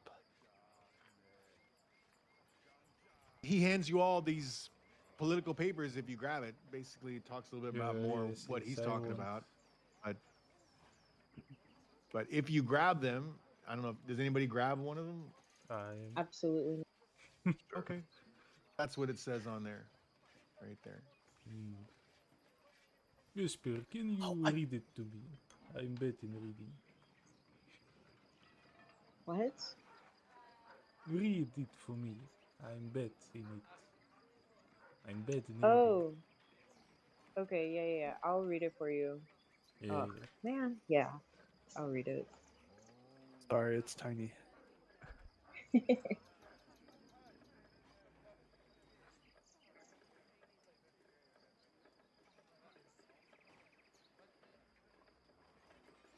The politician continues. As you all know, the late Duke Baldwin disappeared decades ago, never to be seen again. And there were talks that he was involved with a witch, and she cast a spell on him and took him away from us. And so his sister is now ruling us. But is she the rightful heir?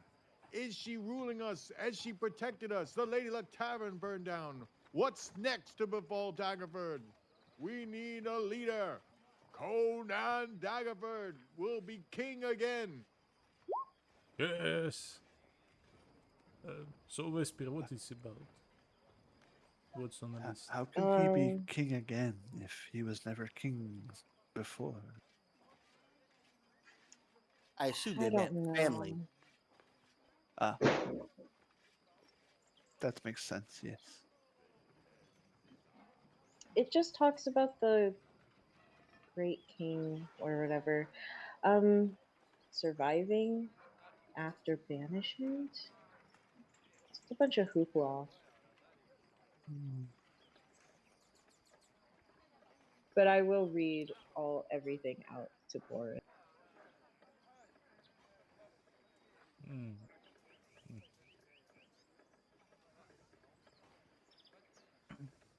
So how this Conan is looks? How we will know this is our king?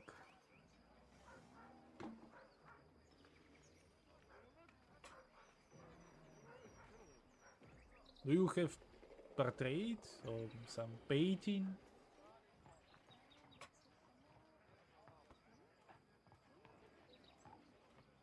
Good idea, friend. We will make one. We will hire the great Tabaxi sculptor Little Flower, and we will pay her to make a good statue of the former Duke Baldwin. He ruled this Ah, city before he disappeared. There are no statues of him. Good eye, friend. I see we are connected. We will bring the rightful heir back to this city. it it's because I am a Conan. What? In disguise. What? I, I'm, I'm, what?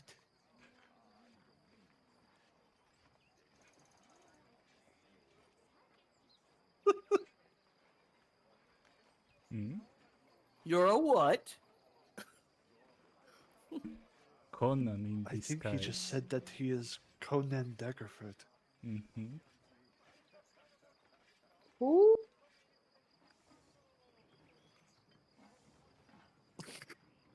The politician looks at you, tries to read you a little bit, and then kind of smiles at you, Boris, and then says, "Yes, friend, we are all Conan Daggerford. We are the men who need to lead the city Yes. back to where it was." Never work. Never. I Nice try. was. Were you trying to become king of Daggerford? Hmm? Yes? You don't want to be What? king of Daggerford? What would you do as No. King of Daggerford? Mm. Money? Ah, A lot of course. amount? A majority of that money would not belong to you. Uh, this is not Oh. how king is work. King have all the money. Not? Yes Vesper, and no. Vesper, this half elf walks over to you. She's looks like she's a wizard. She has no armor. She has just things that about her that make her look like a wizard. As one yourself, a sorcerer anyway, you kind of can tell a little bit about it. But she comes over to you and she sees your face and the way that you're looking about this whole politician talking and this and that, and she looks upset. And she's a young half elf herself, and she looks like she's just shaking her head, and she's looking at the politician, shaking her head. She comes up to you and she goes, she kind of quietly, so only you can hear her, Vesper, and she's like, "Do you believe this guy? Can you believe the things that he's saying? As if men know how to rule. All they do is get us into Yeah, wars. All they do is get us into trouble. Do they have babies? Do they bring life into the world? No. Can you believe this guy?" yeah. I just feel like it's a weird angle to take, the whole it should be a man thing. Sure, have opinions about, your ruler, your leader, but switching genders probably won't do what they think it will. Hmm. Seems like a weird take. Weird take. I Yeah, think that I agree. nominating based on gender alone is a silly notion to begin with. It should be based on who has the right and who has the merit. Right on. Yeah, you two get it. My name's Folwin. I work at the jewelry and Farrell's apparel right over there to the southwest. So if you ever want a good deal, just come in there and I'll make sure you get a good deal. Oh, thanks so much. There's a pair.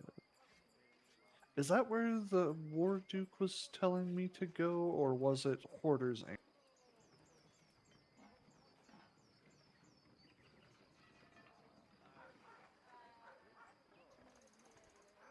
I also don't think I see. It was Hoarders Inc., by the way. Okay, I And thought so. by the way, Vesper, she looks attracted to you. She's tiny compared to you, though. She's about 5'2", very thin. But you can tell when someone's interested in you, and she is. Wait, where's your store? Right there to the southwest. If you look beyond the market square, you see where the wizard is? He's a grumpy old cuss. See, He's hey, putting on the light show with the little kids and stuff, although he never smiles, and Oh, I've never seen him say anything to the children himself. Yeah, it's right over there. see, Vesper, that magician over there. You know, the one we wanted to talk to. Hmm. oh, yes, yes, yes. Okay, okay. Yeah, I will for sure go into your shops with him. I think we're gonna be here for a while, so. She reaches out to gently kiss your hand if you let her, Vesper. Yeah, Vesper is like a bright color already. Okay. She smiles at you and then she walks back to her friend. She's talking to that bard that you saw on the Gillian's Hill before. Careful, Miss Vesper. Not all people have your best interests in the ways of love. Hey, Boris. Really? Did you lecture Boris? What? The, Boris made his choice before I could lecture. Yeah, that's very fair. Yeah. He was very bad. yeah, Boris already got his freak on. Hey, Boris, we shall come back and learn more about the political standings of folks. But I think we're going to take a moment to check out these fine jewels and maybe take a moment to talk to the good wizard Malagor over here, Of course. giving Why you not? giving you a nod and a wink. Yes. This is going to be a terrible, terrible decision, but very well. What? Leading in, why do you think so? Because he is a grumpy, grumpy person Well, with very little joy in his soul. why is he hanging with the children? Why do the children want to hang with him? Maybe he is a Vesper said pedophile. he needed to refill. All right. Let's pull up the wagon right here. I'm just gonna move us down. Just move us down here. There we go. If you wish to speak with him, more power to you. Yes. Actually, yeah. I'll happily speak with him. I don't know if you're serious, Vesper, of checking out the fine jewelry and apparel, but if you'll indulge me just a moment to talk to the good wizard. This young human woman, probably about 18 years old, she is the caretaker of the orphans. You can tell she's making sure that if they fall, she picks them up. If they scrape themselves, she tends to their wounds. She dresses them. She's taking care of them. She doesn't look like she's smiling at Malagor at all. She's just happy that the kids are happy, which they are. Yeah. Hello, my dear. It seems like you've got your hands full with these little ones. My name is Balin Skylar. It's my pleasure to meet you. Pleasure to meet you, sir. My name's Marianne, and no, I love the children, and they're not a handful at all. I welcome every day I get to see them. They remind me of the good in this world. Ah, I see. And how about the fine wizard here? He seems to have them captivated, but odd, oddly so with the dancing lights I see. I am confused too why he performs magic for the kids when he shows little interest in their happiness or the joy of anyone, to be fair. But I choose not to speak ill of people if I can. And so I'd rather just stay quiet about that matter.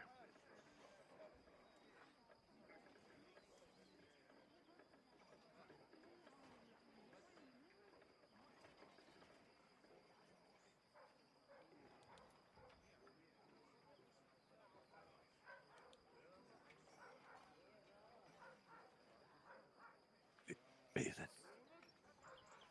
The silence is getting a little awkward, Balin. Oh, sorry. Thank you. I'm talking on mute again. Sorry. My good lady, I have meanings to speak with the good wizard, but I heard some unsettling rumors. do you have any concerns with him talking with the children? Well, he doesn't talk to the children. He just performs these little magic tricks that he does for them. These little orbs that fly around and the kids chase them. And I don't know why he does it. I've never asked. He's never spoken to me. And I don't wish to speak to him either. But I see no harm. And I was told that he used to sit on the Council of Guilds at one time and one of the rulers of this city years ago. So I'm happy here. I'm happy that the city funds the orphanage and gives us food and clothing when we need it. So Interesting, interesting. You wouldn't happen to know somebody? You're a little young, maybe not. June Osborne? Does that name ring a bell?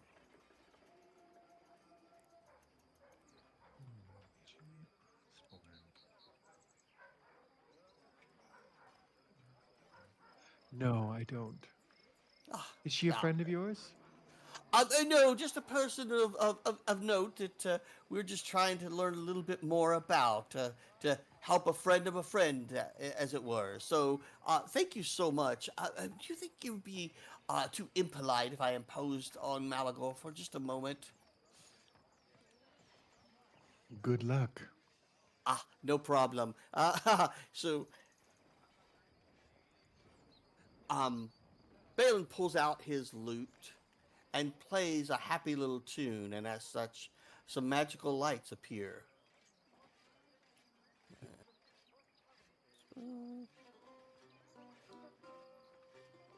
You shall need to teach me that spell. Yes.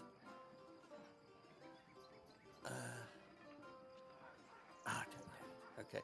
Discord timed out. I'm back. All right. So, playing a musical tune, Balin enters the circle with the children and smiles and dances with them as he goes, to lightly engage with them as he gets closer to Malagor. Does Malagor engage him at all? Malagor looks at you like he doesn't want you anywhere around him, but he doesn't move. But when you get that close, you do notice that these two individuals here, one of them was in the alleyway just picking his fingernails, a tall 6'4" elf wizard, and this woman here seemed to take a big interest in you, almost like his bodyguards. And they move closer, but they don't cross the children and they don't get into that area, but they are staring right at you, Balin, with death in their eyes. They do not look like good people. She is a half-elf rogue type who just looks mean, nasty in her eyes. And he is a elf as well, a high elf, and he is a wizard. And he doesn't move a lot. He just looks evil. And he's got some weird symbols on him, some religious symbols. They both do, actually. And now that you're next to Malagor, he's got a religious symbol on him as well. The three of them all have a little necklace religious symbol on them. You've never seen it before. You can choose to roll religion to see if you can tell Okay. what type, maybe something about it. All right. Let me pick my brain, so to speak.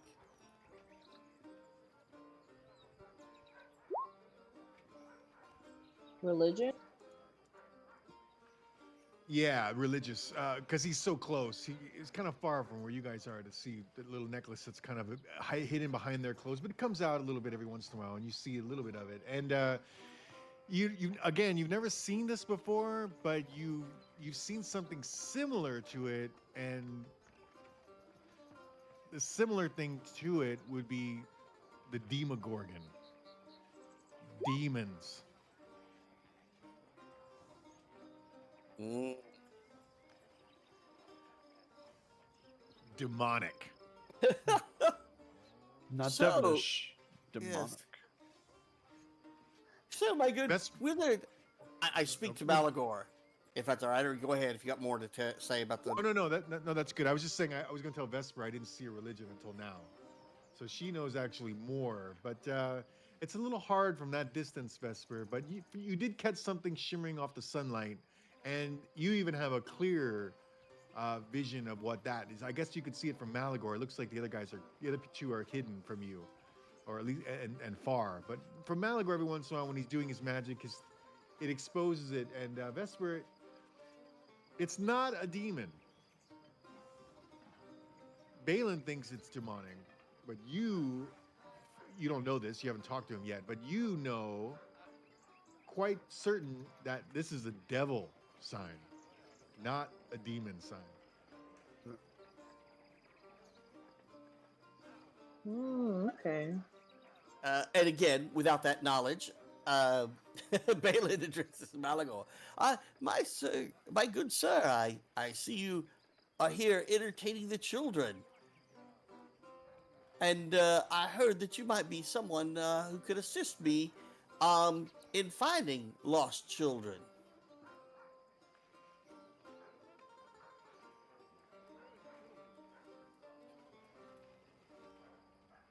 Do you know what the power of Um, fear is? That's power you can't buy. Oh, I wouldn't have a second thought in disintegrating you to ashes right here. And no one in this city would help you. No one in this city would raise a hand to me. Now that's power that you can't buy. That's the power of fear. Now move along, little one. oh, well, that does sound quite impressive. You enjoy your time with the little children.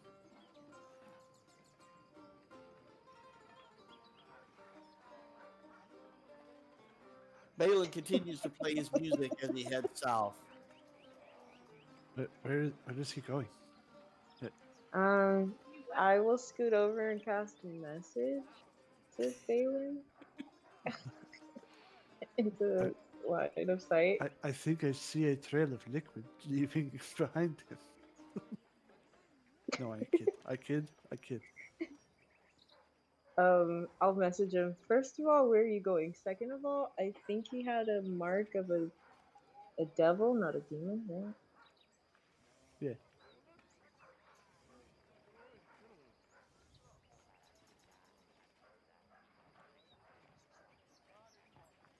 That was directed at Balin? Your message Yeah, to him? That yeah. the I devil. don't think. Yeah, where am I going? Um, I cannot respond though, right? The target and only the target hears the message and can reply in a Oh, whisper you that know what? only you can hear. Okay. Um, like, thank you, thank you, my dear. I just wanted a better look at these two ruffians who have now entered into the fray with us. And what Baylor was doing was taking a better look at both of these to um, make sure he can remember them if he sees them again.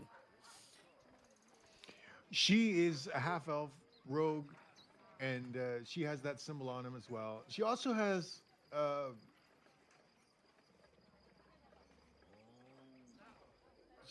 She doesn't really make eye contact with you. She's once you're leaving his area, she looks down at the ground, but you could tell she's still following you, side eyeing you, or if you will. Mhm. And she's dressed in glowing studded leather. She has glowing daggers, two of them on her hips, and she looks like she's trouble with those weapons. There's something quick about her, the way she moves, and she looks dangerous. Very agile. And what about the gentleman? He's a wizard. He's a high elf. There's some high elves. He carries himself in a proper way. He's very stiff, almost like a noble. And again, he doesn't look at you anymore either.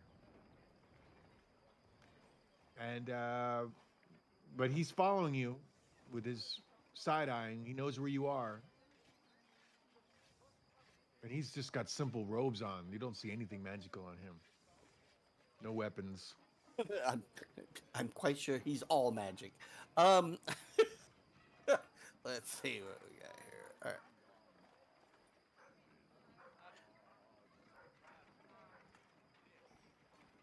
I shall.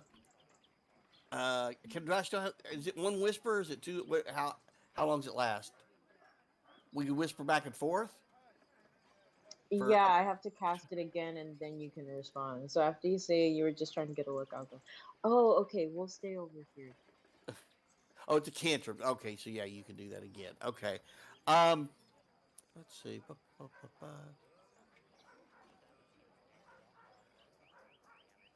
Dang it!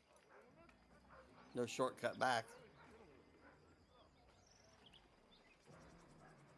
Can I tell what those steps went to when I passed them? They go into the jewel store. Okay. If you cast it again, Vesper, on this next round, Balin informs you that he will meet you inside the Fine Jewels and Apparel store. Oh, okay. Okay, we'll see you there. All right. And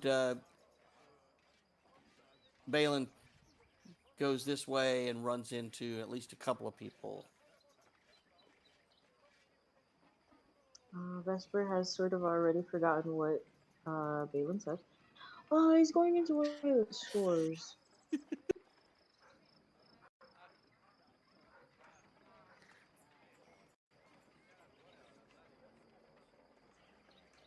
He's like trying to get a good look at those guys. I don't point. But he said he was walking into one of the stores.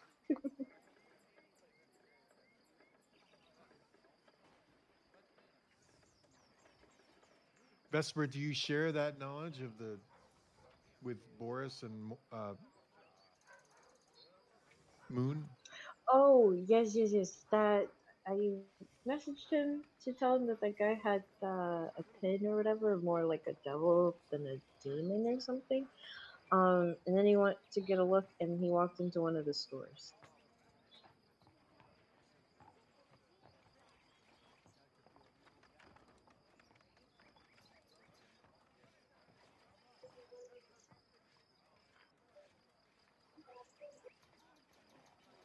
And what about this gentleman here down south as he's passing? He is a Lightfoot halfling. He's a cleric. He looks like a good guy. He's got a symbol of Tamora on him. Tamora is Lady Luck, the lady who smiles, our smiling lady. Face up coin, good fortune. Gamblers love her. Fortune favors the bold is a favorite saying of theirs. Whoever worships Tamora. And he looks like a fun-loving guy. He's dressed nice. He's got perfect white teeth, smiling, he's charismatic, handsome. He's tiny. He's about 3 feet tall. And he's just walking down the street, minding his own business. Sir, sorry to impose. I'm new to the city and I just bumped into a grumpy old wizard back there. You wouldn't happen to know anything about him, would you? Oh, yeah, I would stay away from him. That's what I know about him. He's dangerous, mean, scary. But for some reason, the children, they love him. I don't know Truly. why. He never shows them any affection. He never looks at them or talks to them, but they seem memorized with his spells and of him. Yes, What I've I'm- heard is that they request to be out there every day with him. So, but I'd rather stay out of all that. Do you definitely understand. Thank you. What role would it be to know what spell he's casting on these children? Arcana. What you have to be specific what you're looking for. And are you casting Arcana on the kids? Are you casting I mean, he is already making magic. He's making those little dancing lights and twirling his On the fingers and kids, things like that. Okay. could just roll. Malagor is a very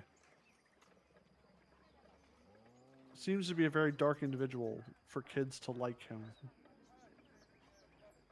Are the kids under some sort of spell? Damn, only 12. You can't tell. Um, But again, they look like children that are having fun chasing the little orbs.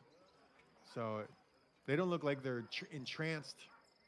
They don't look like they're even showing him affection. None of them go near Malagor. Not that they look scared of him, but they're just preoccupied with all those little orbs that go up and down and swirl around the kids and go underneath them and on top of them and flying all around in different directions. Okay. I realized it was something that I didn't ask the first time that I saw the guy. We should try and reconvene with Balin.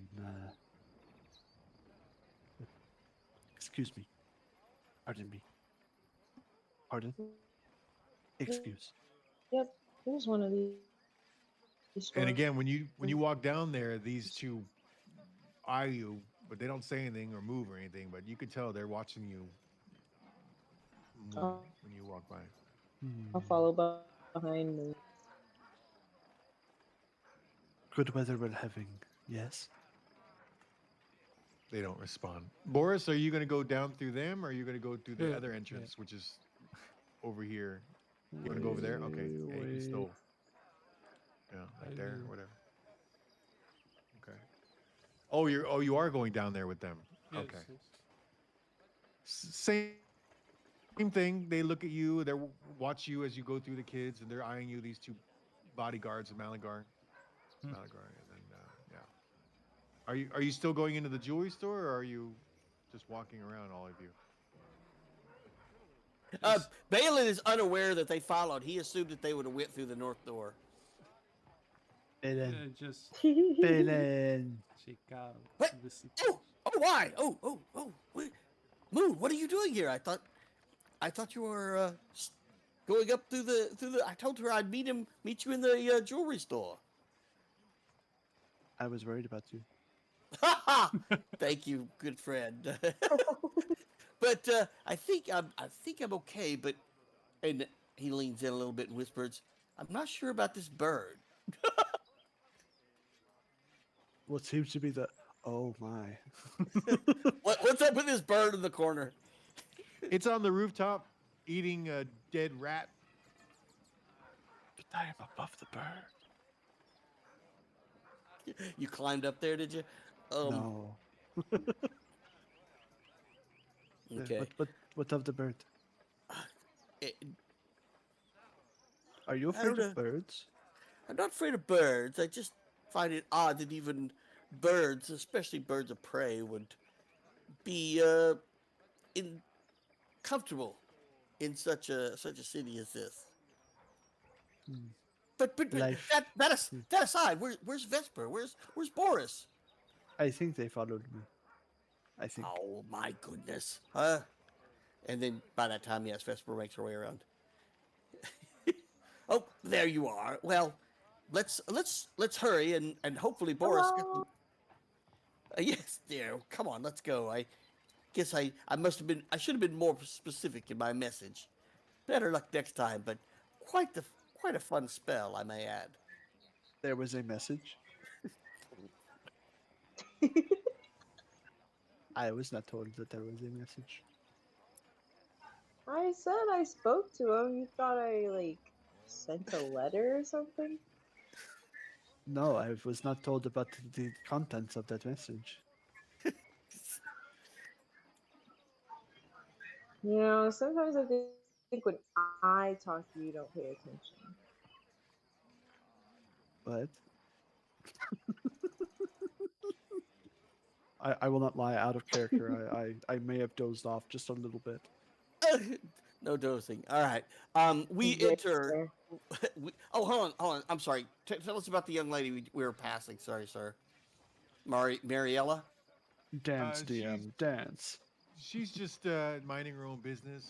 She's looking on the grass. She's picking up little flowers off the ground, and putting them in a basket. It looks like she's collecting flowers, and you've seen these type of people before, where they pick up flowers and then they sell them, they walk around and sell them. That's what she's doing. Okay. All right. Well, we're kind of in a hurry, so I will lollygag no further and enter into Farrell's fine jewels and apparel and remind Vesper, your friend outside, had said she works here. She appeared quite smitten with you. Oh yeah, yeah. She's very pretty. Yes, yes, yes, yes. Yeah, she was middling at best. I am scared to even ask what your type is. The ghost. Yay! He is here. The ghost of When Thragus you- wants us still. There's only one entrance, but you go through it from the. It kind of winds around, so you're all there, coming from the north. There's only one. Again, the northern entrance is the only way in it, but you can go in through. And there's a trail, that goes around and it leads you to the north area, and that's where the entrance of the store is. More like a mall kind of thing. We walked around. Yeah, yeah. There's a little path that you went around Yeah, when you because come this from this, the south. this building, the interior is much smaller than that exterior, so I'm sure we walked around. All right. And do we have a new friend, Asha, with us now? No, she's a customer. She's looking over some jewels that she just bought. Okay. All right. So we're heading on in. Oops, sorry, Moon. Didn't mean to move you there. Who Alright. pushes Moon? Yeah, exactly. Hey, Boris. I think we're just going to be in here very quickly, but I just wanted to make sure we got a chance to get out of the fray there with the wizards. Mm-hmm. The wizard is a very powerful man, Mm-hmm. and he seems to be well established in the city, but no one seems to have the cojones to threaten him, and I don't think we're in quite the position to do so. But maybe in time. He definitely feels like a person of interest when it comes to missing children, though. Spends a lot of time with them, but has no love for them. Very interesting indeed. We can poison it. Him. Well, we could try to poison him. We'd have to follow him home and try to figure out a way to get to his drink. But I think that's a little premature. But let's keep it keep that one with us on the side for the moment. Yeah, Okay. perhaps we should not discuss that openly. in We're public. not. We're not. Balin was leaning in, whispering. If I didn't sound like it, Oh, sorry, I have big ears. uh, but they're so cute, right, Vesper? Who? Moon was He saying is- how big his ears were, and I was asking if you thought they were cute. Moon instinctively Oh, flattens them against his head. You are well, mocking me. no, I think they're being honest. No, he is mocking me. It is because I said I do not like being called cute because I am a tabaxi. Oh, sorry. Very handsome ear. Now you are also mocking me. I don't know what you want from me. I want you to be genuine and not call me cute because I am not. I will have you know that I am quite well known and renowned. Not for being cute. Balin's I eyes know. light up as he looks into the case with the nice jewels.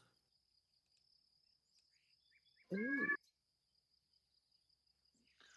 This little guy over here sees that, comes over to you, and he is a gnome, a forest gnome, and he's just like a wizard.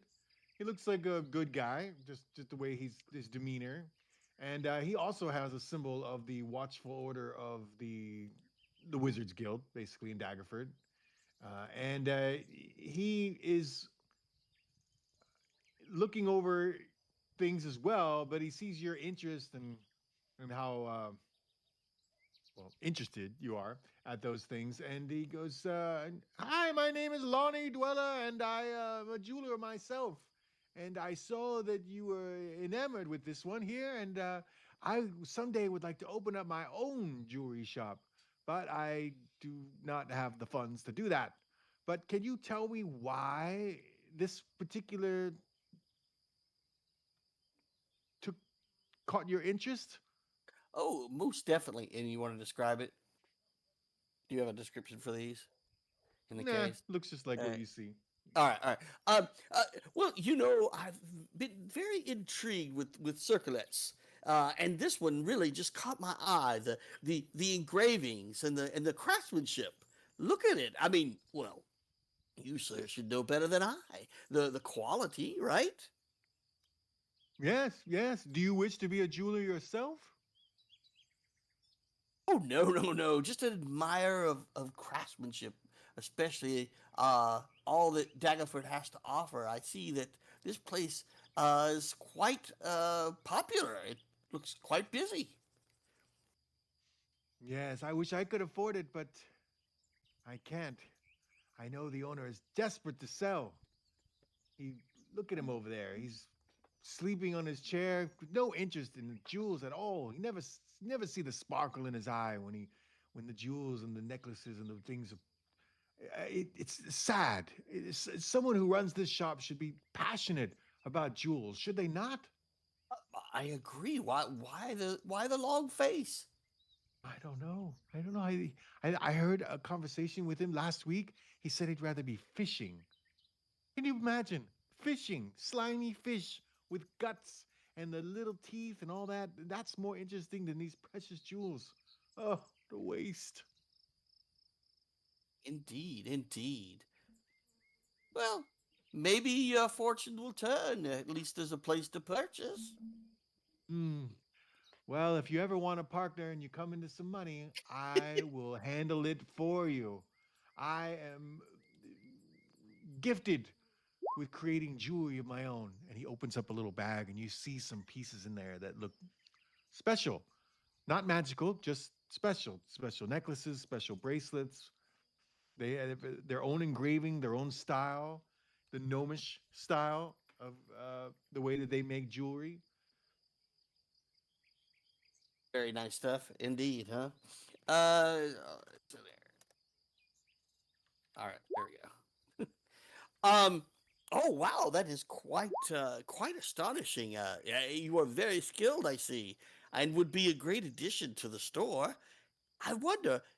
I see at least one jeweler over there. I mean, obviously, I wonder if he's thinking about purchasing the place. Hmm. Oh no, no. That one over there, the dark dwarf, Titus. Oh, he's a mean, mean son of a bitch. I would stay away from him.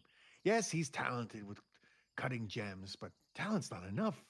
He's mean, nasty. Now the other dwarf over there, I haven't had a chance to meet. He just came in. I think he started a few days ago, as a matter of fact. I don't know where he's from. I think he said he was far away. But his friend told him about Daggerford, and I overheard something like that, and he's here to work. So I haven't seen the pieces that he's made yet, but if you want to befriend one of the jewelers here, I suspect it should be him. I believe his name is Nothan Hammerhead, or Ah, Hand.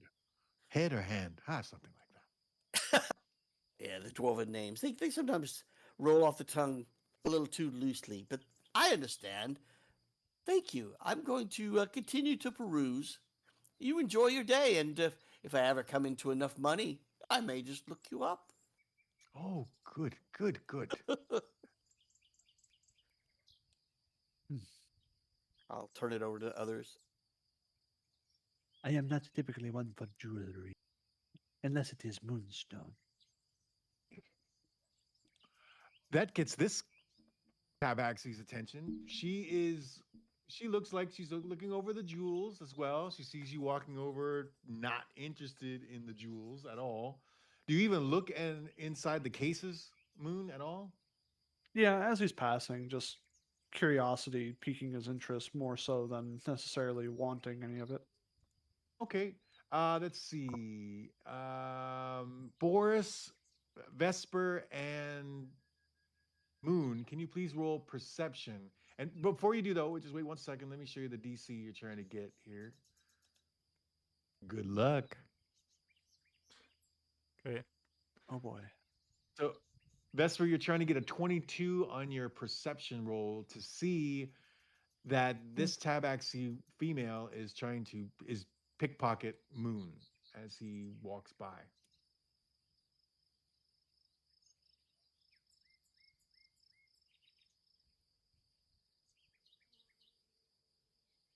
Can you roll it, Of- Vesper, or do you want one of us to do it?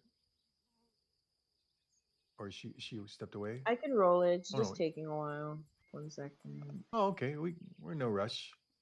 It actually doesn't show that you're in the roll 20. Oh yeah, that's true. But she does it anyway. Look at that. Magic. Wow. I'm rolling Okay, from my so that's phone not good because I enough. have the Discord open. Oh, okay, cool. Yeah, whatever works. And you can see, right, this whole map, Vesper. Yeah. I'm looking. Okay. great. So the setup of how he has the money, the sack that had the Okay. 300 gold, he has that in a wrap that he keeps. Like he wears a backpack, and then underneath that he wears a wrap that he keeps more important and personal items, and that's where he has the 300 gold. And then he does have his coin pouch that has the 61 gold and 30 silver and 5. Okay. But what is most available to this pickpocketer then? out of Definitely what you the have? coin purse. Okay. Okay. So she doesn't do stealth. She just straight up goes near you, and then she pickpockets that. She is a tabaxi. You can roll history if you want to know maybe what area that this tabaxi's based on her fur and her eyes and her style, and her tail. Of course, her Not a tail. clue. No, you don't have a clue. Let's just say that she doesn't look like she's from around here. Let's leave it at that. And she does have a symbol on her, though. It's the symbol of Akaide. I hope I'm pronouncing that right. Well, yeah, different ways you can pronounce it. Akaide. The symbol of the bird, flight. That is Akaide, the goddess. And she has that symbol on her. She's So She doesn't have much else. She's got flowing robes. You don't really see any weapons on her or any other things on her. And then, yeah, you don't even know that it's gone until much later. awesome. And then she slowly walks away. Is there any chance that Balin could have saw her? No, only because you're not Nope. facing that way. That's why I didn't include you. You were Okay, heading no, downward. Yep, no, Exactly. that's fine. Just didn't want to miss an opportunity to help. All right. Yeah, all because right. she waited till you passed by, and then she came in from that angle. But Vesper and Gotcha. Boris are there, but you're kind of far away. You were right there, right next to her, the whole Yep, time. she has a plus 10. Not much I can do against that. So I just lost all of my my personal funds. No. Time to go hooking. Yeah. Um, Balin turns back to Vesper. Vesper, can you come here for a moment, dear? Yeah, coming, and then she'll walk over. Okay. All right. Now that we're all close, um, is there anything we need here? I actually just came here to get away from the wizard. I know, this is where your friend said she worked, but I don't see her. So, if that's all right, I say we return to the cart. And unfortunately, Malagor is unapproachable. I think that will shorten our evening's festivities. Are you? Do you Uh, have any business here other than your friend? no, I don't. It's All okay. right. We can come back later. I, I didn't think anybody needed to buy any jewelry just yet. So anyway, it's just double checking. And quick question, sir. These here have lights on them. Are they glowing? Thinker's tools, jeweler's tools. I see that the books are glowing. No, the tinker tools are not glowing. The jeweler's tools are not glowing, but the books are. Oh, So yes. okay. So no, Okay. they're not twinkling. Yeah. You're just kind of highlighting them. Okay, that's fine. Okay. All right. Well, I recommend that we return to the cart and head back to the Harvest House and continue on with our original plan, unless anybody has other ideas, like overthrowing the government. I'm Boris, looking at you. Hmm? Well, No, I speak in jest, my friend. Speak in jest. Let Hmm? us let us tarry no longer, I guess. Yeah.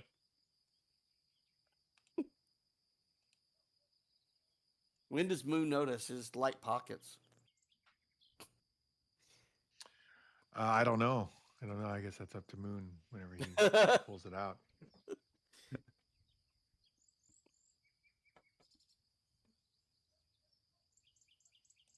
Oh, bye, Hammerhand.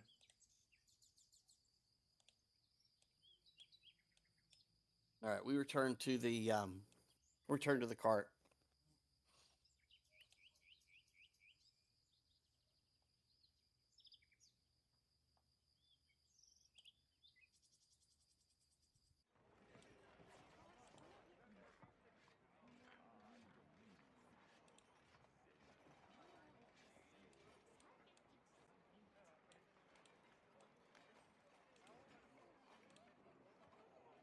Ready to Johnny on the way out.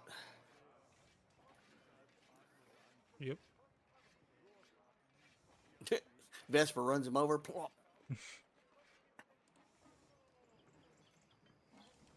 Johnny looks like a spoiled, selfish kid, but there's something about him that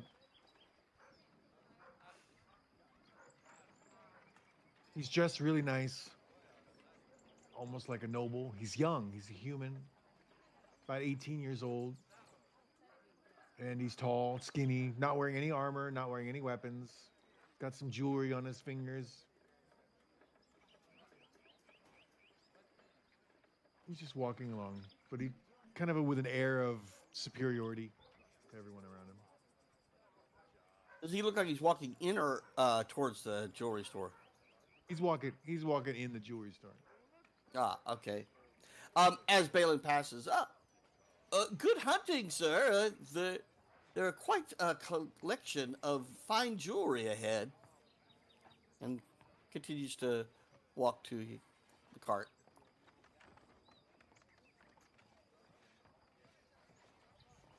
This dwarf is yelling again. He circles around all day, and you've already heard from him before. This Grathis Broadview. He's join the Blood Axes, you pansies! Be something in this world. Be a mercenary. Show some guts, you spineless lizards. Not directed at you in particular. Very aggressive. Yeah. Not now. All right, we're gonna work our way back. I'm assuming the cart's over here, folks, Uh-huh. and then we will get it and head on out.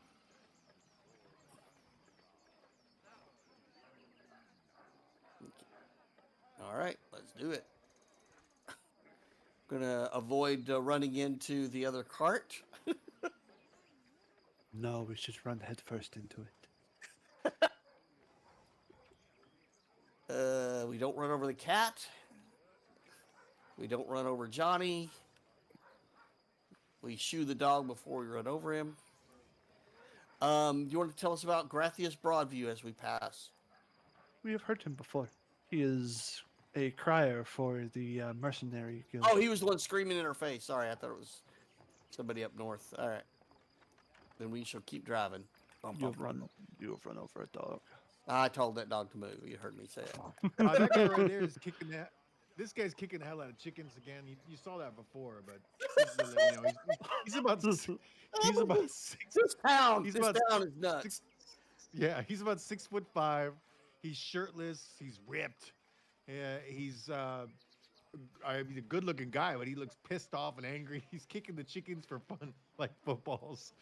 Sorry, I shouldn't laugh, but I can't. Help it. It He's is. kicking It's the- amazing. He's Ah. kicking them.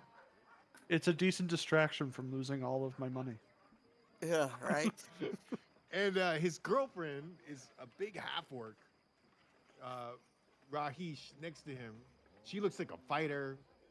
She looks tough, and she looks pissed off. Except she likes him. She's amused at the way he kicks chickens. and she's definitely his girlfriend. She's hanging on him, but he looks like a big tough dude. He looks bad at like he's been in a lot of battles. He's got scars all over him, and he's kicking the chickens, yelling something about them not producing eggs enough for his egg business. You can see he's selling eggs on his cart here, but he's mad at them. They're not producing enough, so he's kicking them all over the place. And they usually die and they fall on the ground after falling 20 feet up in the air. But there's a lot of them. He's got a lot of them in cages. He pulls them out, kicks more. That, that's me How's- trying to grab. Hold on, Moon. You tried to jump because you're really sitting next to. You've been sitting next to me because you're running the cart for us. You're doing the animal handling, right? Yeah. So as you release the reins to get going, Balin reaches over and grabs, puts his arm around you to pull you back into the cart. You can break a 10 if you want. Just to let you know. I want to buy some of those dead chickens. They look delicious. Ah, well, I guess make it quick. I am. Worry not. And Moon will go over. Pardon me, friend. I see that many of your chickens have now died. Are you looking to sell their corpses, perhaps?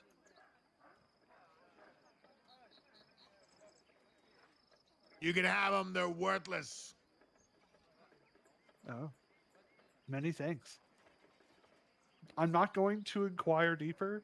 I'm just going to begin taking the chickens that are dead. This girlfriend looks like she one of those people that is an instigator. So she sees this happen. She comes over to him, and 51 or higher, she is gonna kind of. You could see her already trying with her elbow, like and kind of talking to him, trying to get him to maybe kick you just for interrupting just like that. She's just an instigator.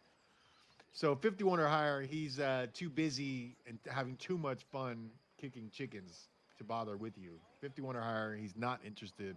Or actually, yeah, 51 or higher, he's not interested in a conflict with you, Moon. And he's not. Yes. Wait, no, he is. Okay, sorry. I love getting kicked while I'm down. Yeah, I love that. All right. He can try. So you guys all see this. You the rest of the party here sees the big half orc girlfriend elbow him in the ribs. She's pointing at Moon as he's bending over with the chicken, which doesn't sound right. And the big guy is coming down, walking slowly, and it looks like he's getting ready to punt Moon. Just a big kick in his arse. And they're kind of looking to see how far in the air they can kick Moon. As you can see, Balin was watching Moon the entire time, sees the instigator, and starts playing his tune about, You've got a friend in in me. me, yeah. You've got a friend in me. Cast friends on this gentleman here. You've got a friend.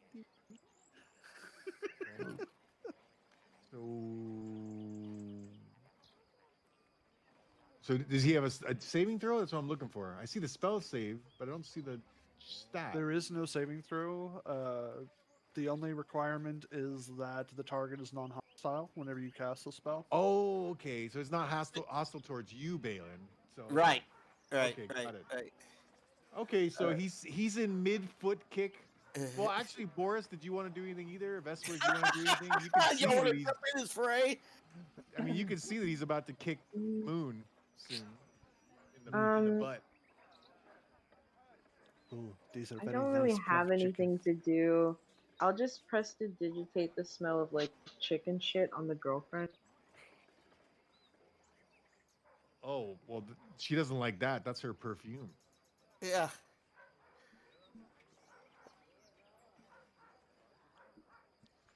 This time. he And Boris, deserve do you it. want to intervene here? No.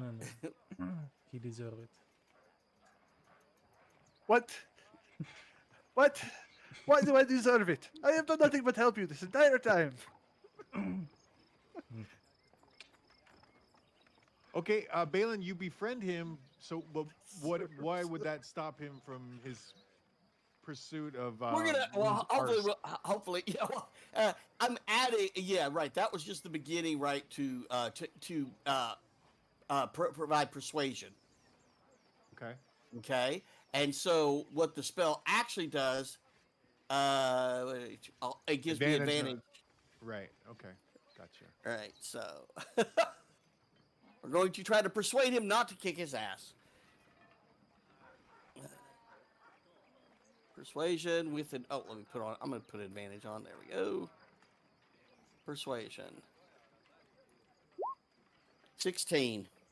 All right, that's enough because again, he wasn't interested in kicking him anyway. It was more of the girlfriend egging him on. You can hear her over there, kick his ass, Tebow. Kind of thing. And but he after that, what do you say to him? Can you? Oh yeah, say yeah. what you- Sorry, yeah. Well, not the best bard in real life. My bard definitely has a higher charisma. My good sir, this little cat is not a threat to you, and definitely is not worthy of a kick to the groin. What? Who is kicking who? What? looked like he was- All right, but you're gonna buy some eggs, right? Since you're my good friend now. You know what? For you, happily buy some eggs. How many Oh. eggs do we need? We are getting eggs as well. Yeah. Today One is a silver for bountiful a day. dozen. Ah, Oh, perfect. You Yeah, know what, I my had- good friend? Here, have 2 silver. There we go. I hand him 2 All right. silver, and I take a dozen eggs. He walks back and his girlfriend she just punches him as hard as she can. She's just not happy about it. All right, there we go. We got a dozen eggs. She if- swings, but she misses. So you see the whole interaction where she's angry and she tries to backhand him in the face for being not hitting Moon, and he ducks and misses it, then grabs her and they kiss, and that's pretty much sums up their relationship. Here, Balin. Also, how many chicken corpses? How many chickens do I grab, DM? 4. Yeah. I'll add those to the cart. we got dinner. All right, Boris, let us ride. All right, we're gonna head on out quickly. Get away from these 2 crazy glove birds. And 2 dozen eggs, yes? Yes, you. All right, so what about Aaron? Nice guys. We drive over top of him. Honk, You've seen him honk. before? Oh, my apologies. He is a human. You don't really know what he's just in robes. He's got the symbol of Myaliki on him. That's the Druid god, if you will, the worshiper of plants and animals and creatures of the woods. And he's got that. He also has a harper's pin on him. You recognize that now with the harp on it and it's gold pin. He looks like a nice guy. He's minding his own business, just walking down the street. Pardon us, traveler.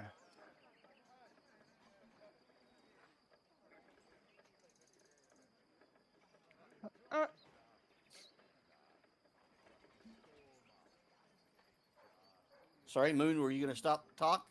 No, I was just saying good day to him. Oh. Okay. And then suddenly, I advanced very quickly.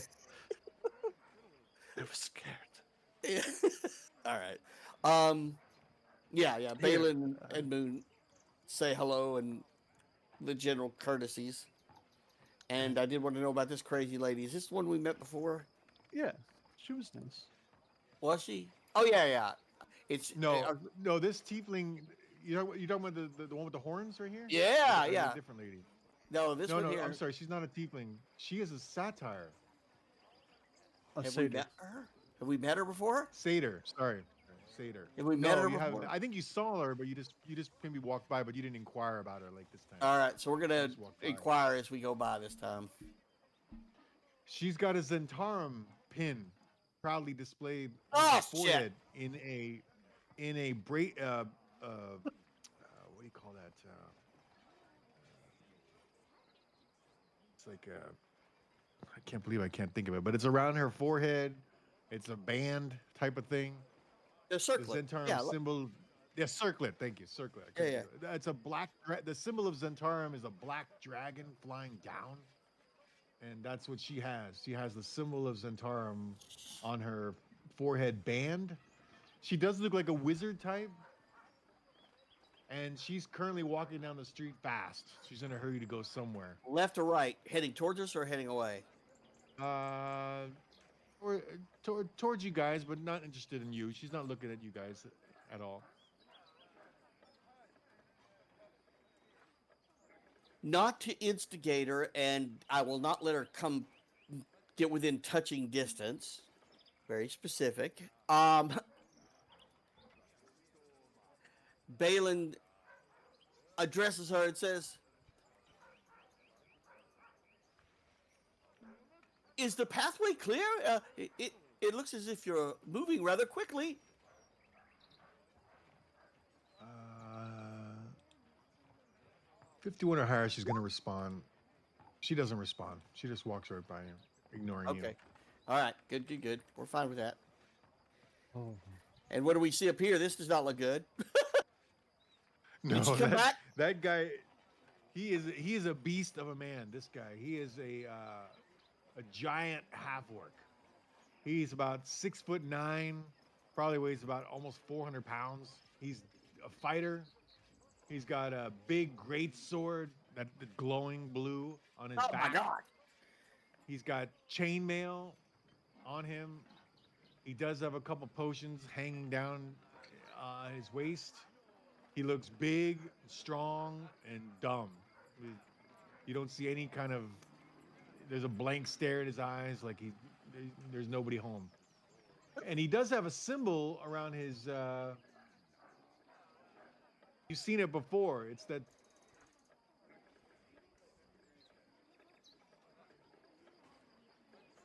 Did we lose you? The tusk. Mm. Us.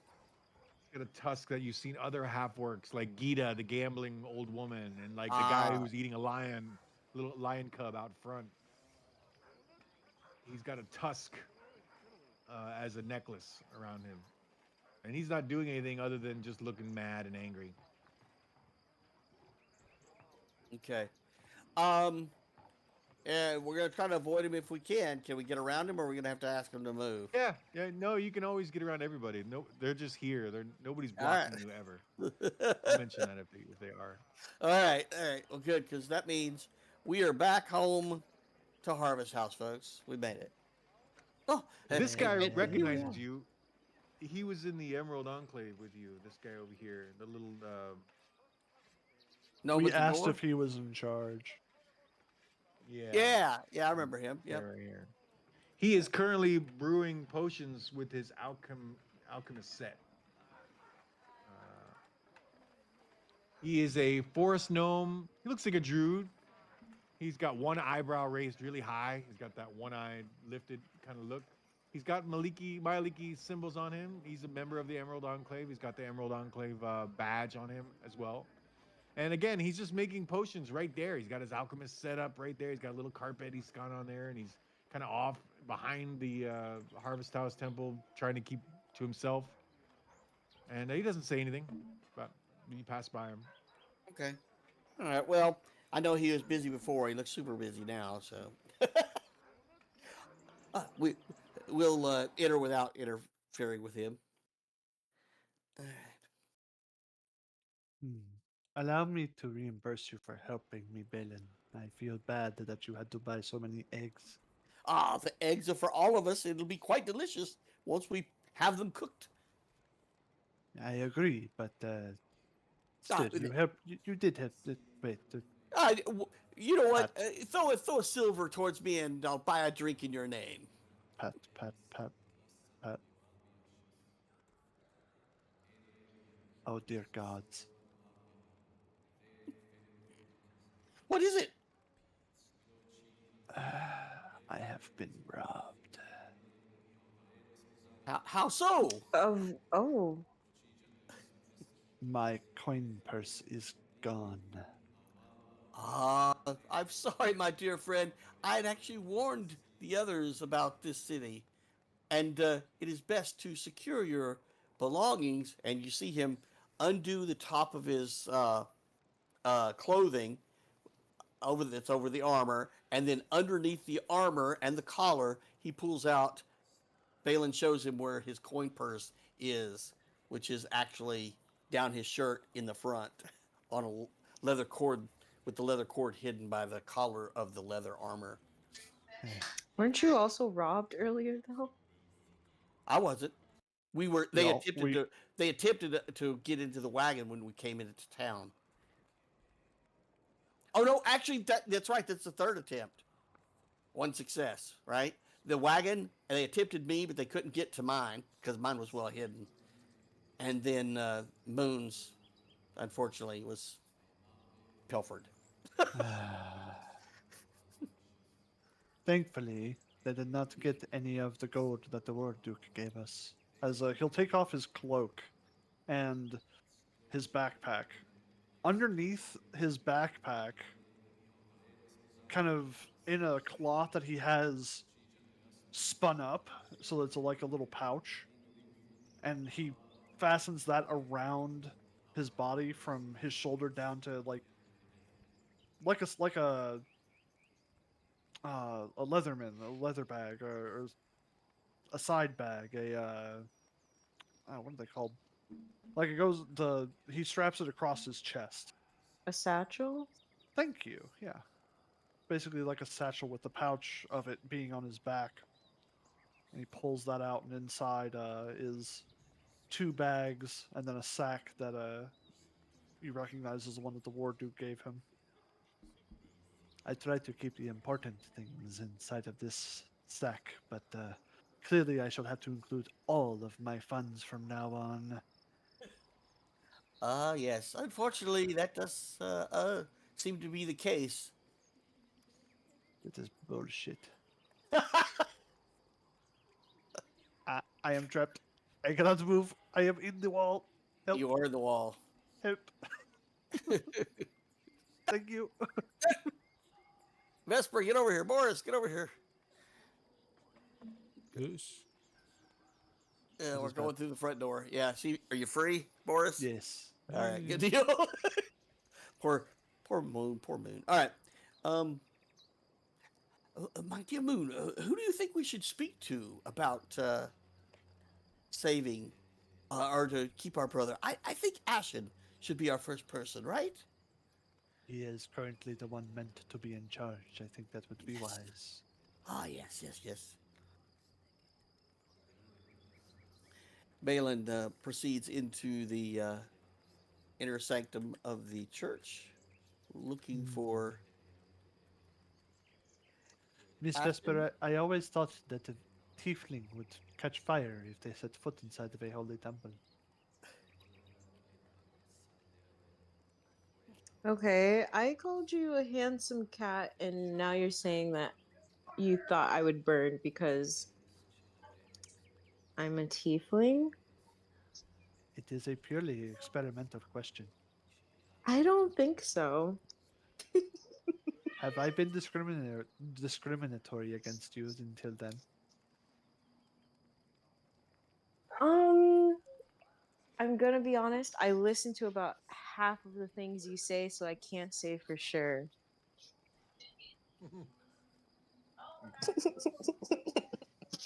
I regret every nice thing I have said about you.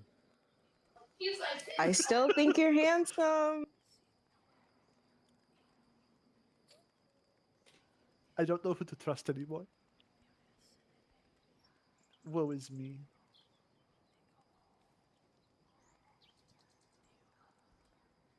My heart has been broken. Oh no! All right. Is Ashen Longstrider busy, or can we interrupt him? He doesn't look busy. He looks like he's preparing for another mass later on. Okay. Okay. All right.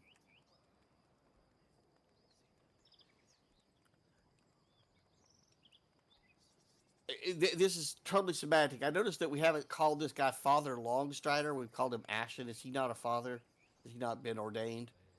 Long stride. Oh yeah, That- he's definitely a priest if that's what you mean. Yeah. Well, the father is. I mean, again, I don't know how you're doing the religion here, but the father, it would be an ordained priest, right?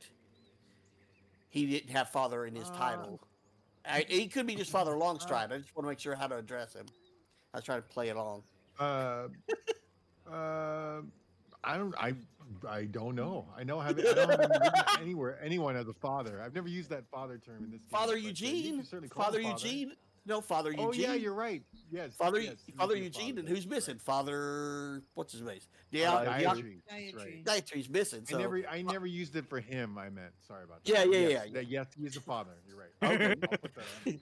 Yeah, just try, he's so sorry, he's, just trying he's to make so sure where he was. inexperienced that he just hasn't been seen given that honor yet. Yeah, well, that's what I'm saying. I mean, he could be not ordained yet. He could be a priest, but not fully ordained to father. So anyway, He's supposed to be in charge. I think he should. well, the only reason he was in charge is because Father Eugene fell ill, right? Right. Yeah, so Oh. Father Eugene just had a stroke. Stroke. I'm putting that in air quotes. He suddenly had a stroke. So even the replacement was supposed to be Father Eugene. Father Eugene strokes out. Now we're on the third string quarterback here, folks. To help put it in perspective, that's the reason I said I question Father Eugene's sudden illness being natural. We missed one. The Yeah, second one it is definitely seemed weird. I tried looking if it was like a magical thing, but Yeah. I didn't see anything. Right. So yeah, Father Longstride, we have returned, and unfortunately we are hoping that we can get your assistance. We are continuing our efforts in finding the missing children, as well as Father Dietary and others. It seems like the city is under siege almost, and we implore of you to help us if at all possible.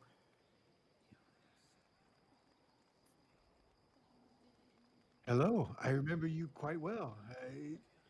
You're here to find Father Dietary. Yes. We've found some clues, and all of them seem to lead in the same direction. But before we get ahead of ourselves regarding some of our theories, we were going to ask a large favor of you. If you could help us ensure and follow the wishes of our fallen brethren, by offering a gentle repose until we can return him to his former glory, we would greatly appreciate it. Of course. And I only ask one thing in return if you would be so kind. Can you tell me how this sounds before I perform my mass? happily. I'll start with this line here. I just wrote this one. Shante, I believe that the seeds of prayer I plant today will yield a harvest of blessings in my life and the lives of others. Our hearts, our spirits, and our minds. Blessed are the fruits of the earth, and blessed is your name, Great Mother. How does that sound? Oh, it has a beautiful ring to it. Thank you. Thank you.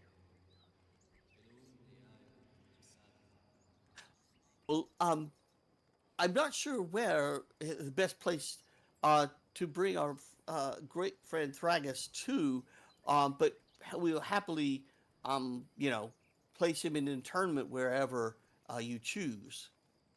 You can bring him here, and I will attend to his needs myself.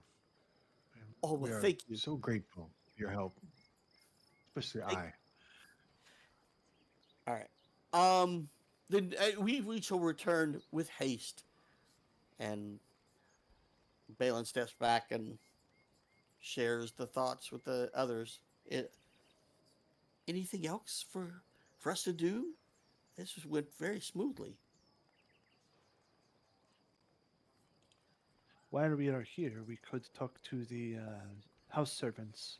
They were said to have known more about Father Dietrich's absence. That is so true. That's so true. And while we're here, since we have a moment, I do want to ask Maddie about the orphanage. I wonder if she actually engaged with the mean wizard there. Then perhaps that is a good place to start since she is so close. Indeed, but let's go get our friend. So we're gonna go get Thragus first Mm-hmm. and return. Okay, and then you're gonna bring him in here, and Yeah. yeah, they'll preserve him and bandage him, and All right. Um, during the procedure there, Balin does go to Maddie and speaks to her for a moment about the orphanage. Ah, Maddie, it's so good to see you here again. We've been thinking very closely about the missing children, the missing father, Dietry, and even about the plight of Father Eugene here. And we've been trying to connect the dots, if you would. And I recall that you were at the orphanage. Is that correct? yes, I was, and I used to help out there, and they were nice enough to feed me and clothe me and take good care of me. But I wanted to help others the way they helped me, so I would come and visit here. And Father Daichi talked to me one day and said that he saw something in me that I could learn the art of healing. And so Father Daichi took me in and allowed me to live in quarters underneath the temple, and he made sure I was fed and clothed, and we would go every morning and walk around the city and look for children that need healing or need food or clothing. Then we would walk to the elderly and the encampments outside, the homeless encampments, and feed and whatever they need. And I miss it. There's not a day goes by that I don't miss him. He was Oh, my wait. Sorry, didn't mean to interrupt. Go ahead. She kind of cuts off there. She's getting teary-eyed now, and she's getting Aw, emotional. oh, my dear, and Balin offers her a tissue or it's my dear. Sorry to bring back such tough memories, but did you deal with the wizard who seems to really be quite the centerpiece for the children there? Malagor, I believe is his name. I don't know him, but I would stay away from him. He's known to be cruel. I've heard stories, but that's it. Just Then stay away from him. why does the orphanage continue to allow him to see the children? I don't know if they have much choice. He's one of the main benefactors of donates quite a bit of money to the orphanage, so you will find Father Daichi, won't you? You will. We definitely will. We definitely will, my dear. You take care. You take care. And, like I said, we'll be off in the morning just to let you know. If you think of anything else, please let us know. But we'll be heading to the Misty Forest, where we believe we'll be able to uncover some additional clues as to what's happened here with Father Dietry and the children. Thank you. Balin returns to the others and Poor shares lass. the information. Hmm.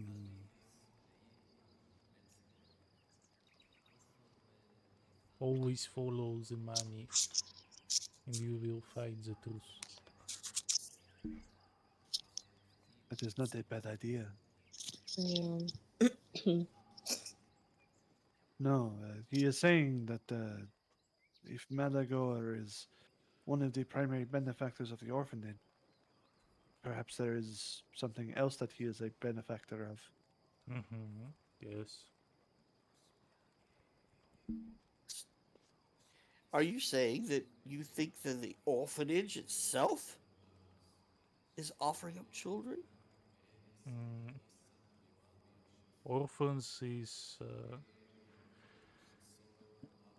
always a bad place for children.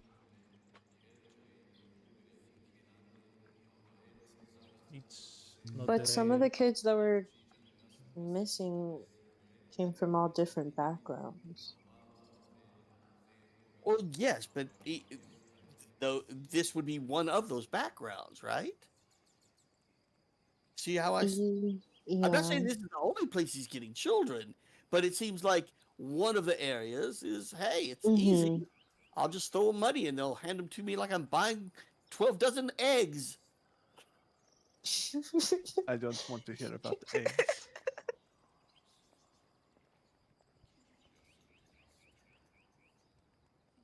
Let us take our time and take a moment to talk uh, um, to the servants here and see if they can share any insights um, remaining regarding what they may know locally here around Father Dietrich's disappearance. Mhm. Agreed. All right, we're There appears to be one over that way. oh, you mean Anne? Yes. Yeah, house servant. Let's go talk to Anne. Hmm? No, over here. I'm talking about Anne Ina. due south, and you're talking about where? Ina.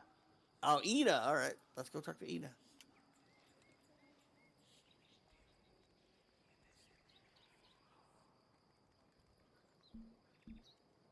I'll let you begin. Halt, house servant. Hello. Sorry, I just. Could you perhaps share with us information that you may have about Father Dietary?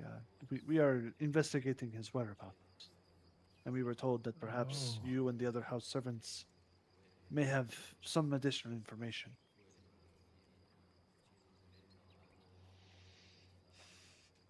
Just another normal night.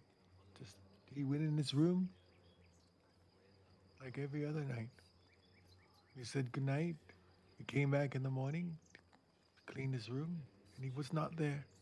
And his room had not been slept in. I know when he uses his room, he didn't use it. Something happened to him that night.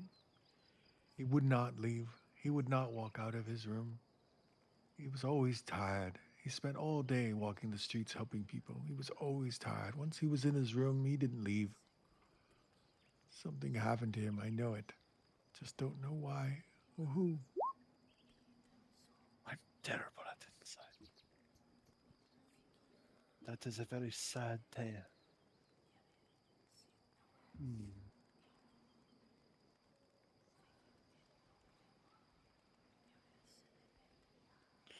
So he went to his room, but he did not stay there. And you do not believe that he had ever come out.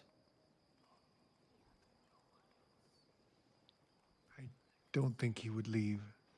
Once he was in his room, he usually stayed there. It's unlike him to wander at night. He always was exhausted. He would always go in there, and he was out within minutes. It's does just doesn't make sense to me why anyone would want to hurt Father Dietary. I've never seen him coarse with anyone. We we once had a custodian here named Jeremiah, but he was difficult, and but Father Dietary treated him good. He had to let him go, of course. Jeremiah was drunk all the time and not cleaning the way he was supposed to be. He did not deserve to have a job here anymore as our custodian. But Father Dietary was nice to him. He just said he no longer could use him, and was hoping that he would give up drinking. Even gave him some coin on his way. But, even then, Jeremiah was still mean, still yelling, and screaming, and drunk as always. But no,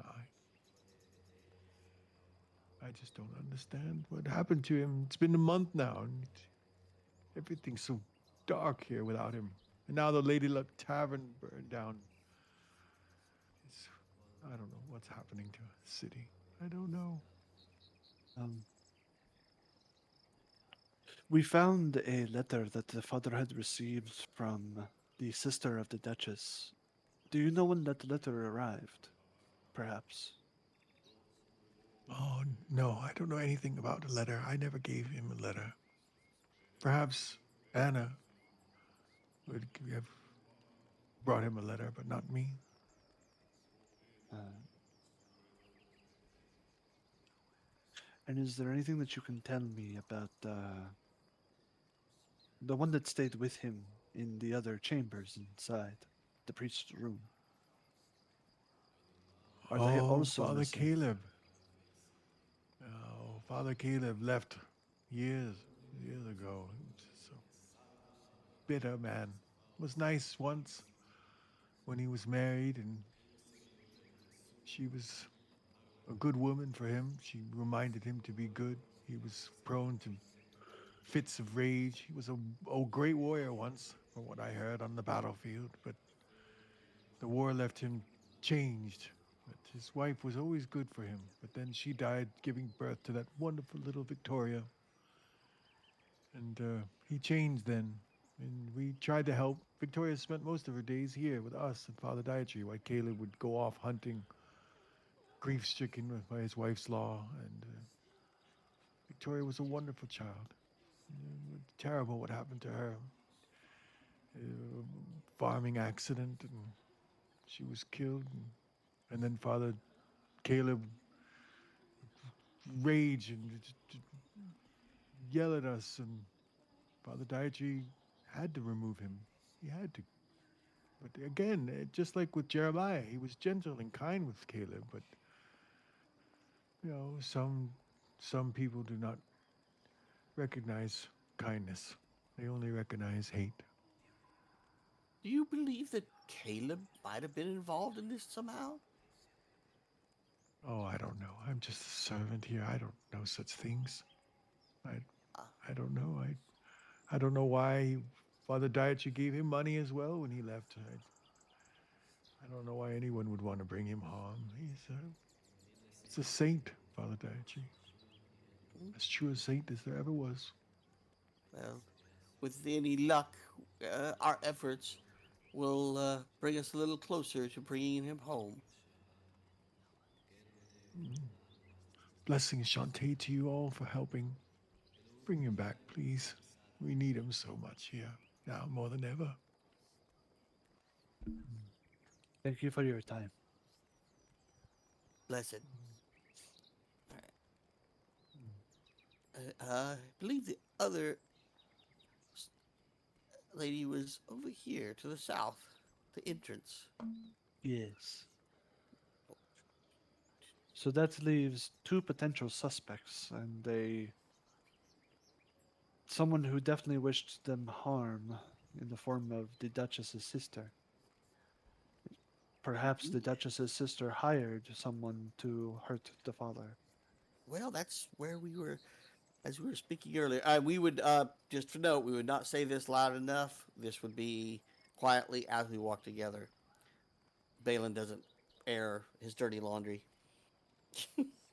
or his hypothesis about what happened. Ah, hello there. We're assisting the church in looking for Father Dietary and heard that you may be of assistance. My name is Balin Schuyler, and this is Moon in their eyes. And we're here with the others to help where we can, and again, hope that you can help us in return. She looks terribly shy and distraught. She doesn't even say anything. She just nods to you all and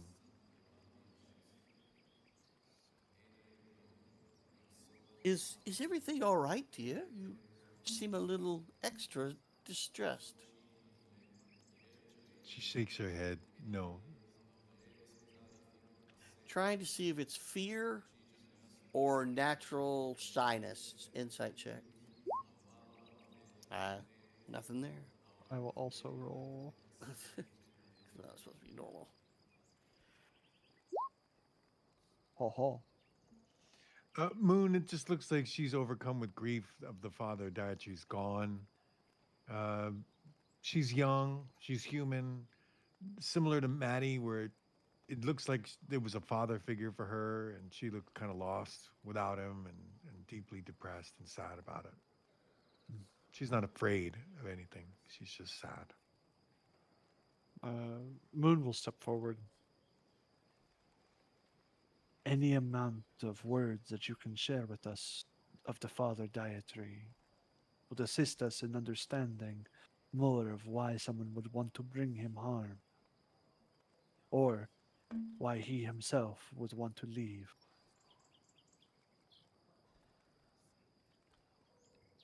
She just doesn't say anything. She's looking at Mm. you. She's paying attention.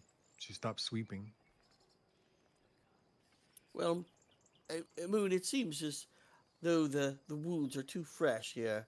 Um, Sorry to have disturbed you, but if you do think of anything, please feel free to find us or let Father Longstride know, and he can share with us anything that you relay. Have a blessed day. She nods. Okay. All right, we regroup. What of the statue?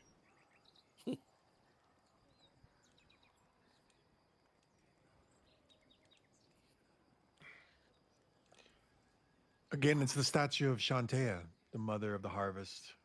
You can see on the statue itself, around the base, are engravings of people who have given birth in the name of Shantae, and then they thank her. They prayed to her for a healthy child, and then they wrote their names of the child on there, and they wrote the names of the families of the children that were born successfully because they prayed to Shantae, kind of thing. And that's all around it. There's hundreds and hundreds. Do I see the name Moon on any of these?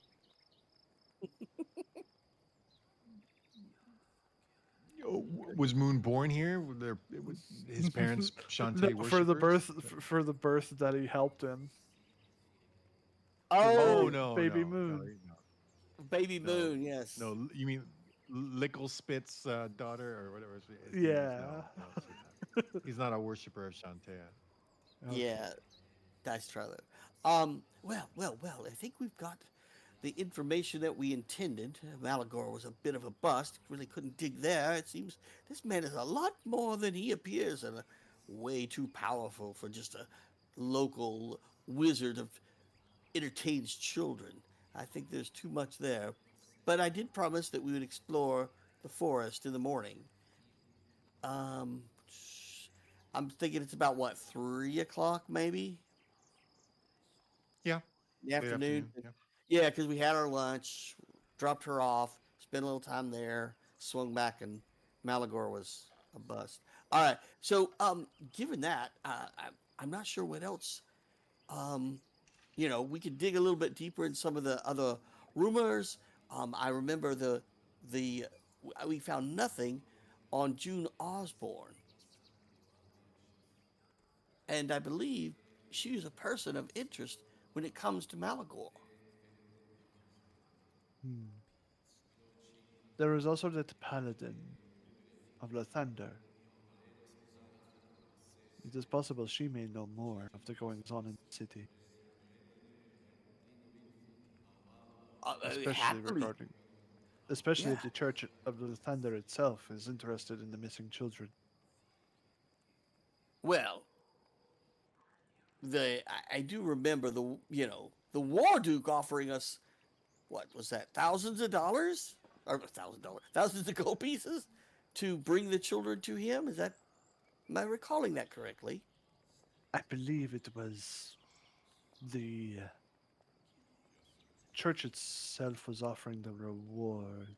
Kaivil Kari offered, or at least has been telling folks that they wanted the children returned, but I let's just say I'm not a fan of Kyrie. The church may be fine, but the leader, Kyrie, is something else, if you ask me. Hmm. Why you don't Then there like is him? also. Oh, yes, Boris. Why you don't like him, Kairi? Uh, Kyrie is not of this realm. Uh, Well known in the underworld. So why now leave the church? You want put a pretty face on and then claim I'm now all for the good? I not so easily swayed. And especially when you're offering a reward, but just if their kids are returned not to their families, but to you, that feels a little odd, if you ask me. you think kids are children? I'm not sure. It's just a guess here on my part that Hmm. there's a little bit more to everybody than what appears. I agree. I think the Father Dietary situation is the more straightforward of the two problems that we wish to face. How so? What Mm, rumors do we have about the father? Unfortunately, this is. I was hoping that our young ladies here would be able to share us more, but I see nothing direct. We have Father Caleb leaving. We have Father Eugene's illness, and there really is nothing to follow up on. We know Carolyn's probably involved, but there's just so many loose ends. Did you mean hold on, let me sorry. Lieutenant Lamoris? Was that who you wished to speak with? that was the name from the rumor that said that there was a paladin. No. Daggerford rumors. Let's see if I can find it. Yeah, no. I let me see. Let me see if it's Saloon. No, that's not it. Let's see. No. No. Roll up. so many rumors. There's so much in this town. I know, in I'm one little town. overwhelmed. Ugh, we got so much.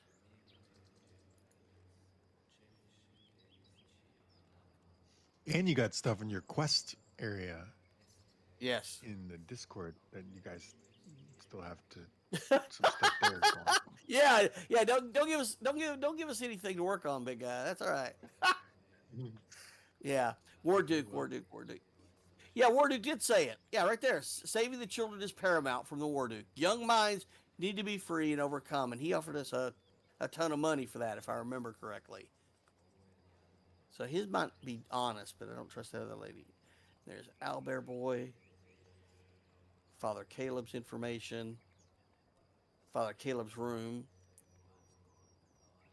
Yeah, I think I got all this.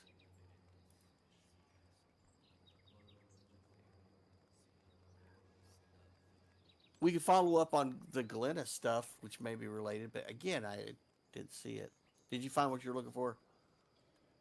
No. All right, give me a second. Let me. I got 3 versions of the rumors. Give me a second. And of course, we have our hard copy, but it's harder to see. Vesper, Oh. are you still around, or did you want to? Is it getting late for you? Did you want to call it? Oh, we just get a little late, isn't it? No, I'm still here. I was just also looking through the um I got lost Okay. for a moment. I'm sorry. I It's was okay. reading through the rumors and I was like, "Oh yeah, this is great. This is great." So many rumors. We could always go and talk to the former captain of the guard as well. Yeah, I had him on the list as well as somebody, but I'm I- not sure how much he would actually relay. Him and his Hortax. Maybe The we. Hortax was Deuce. No. I'm not talking about Deuce, the current captain of the guard. Ah, you I'm want to talking about the former one that's retired but is still in town.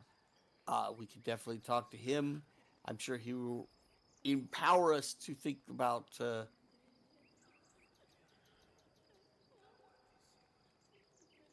Yeah, there's so many folks to find.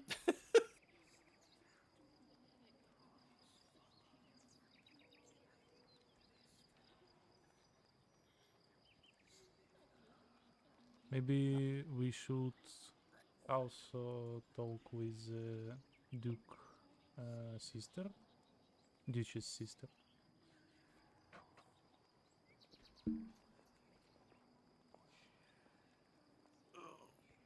I don't Talk to think who? we should. I don't think we should talk directly to Carolyn. No, no, she's too talk about too powerful. I mean, we got nothing on her. What are you gonna do? Yeah. We think you're responsible, and next thing you know, we're in jail. Um, No, Um, no. Well, Rumor- the Duke's sister is the Duchess of Daggerford. I She mean, this is the y- do we have it right? yeah that Yeah, well the the Duchess of Duchess. Daggerford is We don't she's need the to. sister of Duke. Yeah, yeah. Carolyn is the sister Oh. is also the sister. She's the younger sister of the Duke. Duke Maldwin, they said, disappeared a decade ago, and the older sister had to take over. She was the next in line. She didn't want it. She's an artist. She hangs around with artists, but she's doing it anyway. The younger sister of all of them is Carolyn Daggerford, who they And I just said figured not out nice things about. who. I just figured out who Alyssa is and why the pet store wants them. Alyssa is the Duchess's daughter. Mm-hmm. What? Remember whenever we were told to find a girl named Yeah. Alyssa is the Duchess of Daggerford's daughter. Where you get? I'm sorry, I'm not following. Oh, there it is. I found it. Alyssa's in Daggerford. Yes. Yep. Who told us to find Alyssa? The pet store owner. Pet The store pet shop owner. owner? Oh, I didn't. I didn't have that on my notes. Sorry, there was some of that Mhm. conversation I might have missed. So Yeah, thank he you. said that he would give us enough gold or enough platinum to buy a mansion if we Oh, I if we bet. handed her over. Handed her over is exactly right. Yeah, yeah, right. We're not going there. Where I was going though is if you look up rumor 22, I think it's 22. Let me see, make sure I'm right here. I hope they haven't changed. Maybe it's 21. Let me see, 21, 22. Yes, I got hella 22. virgins. Yeah. Everyone, take a look at 22 for me.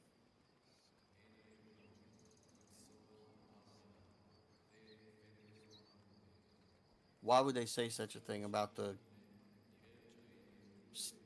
the city jail warden? That might be a good lead to follow up on the children. Right. So that was the I forgot about him as a person of interest. Seeing as how I can't find the name of that paladin that I heard of. Oh, And let me look up. Let me search my Word document. Give me 1 second. Paladin.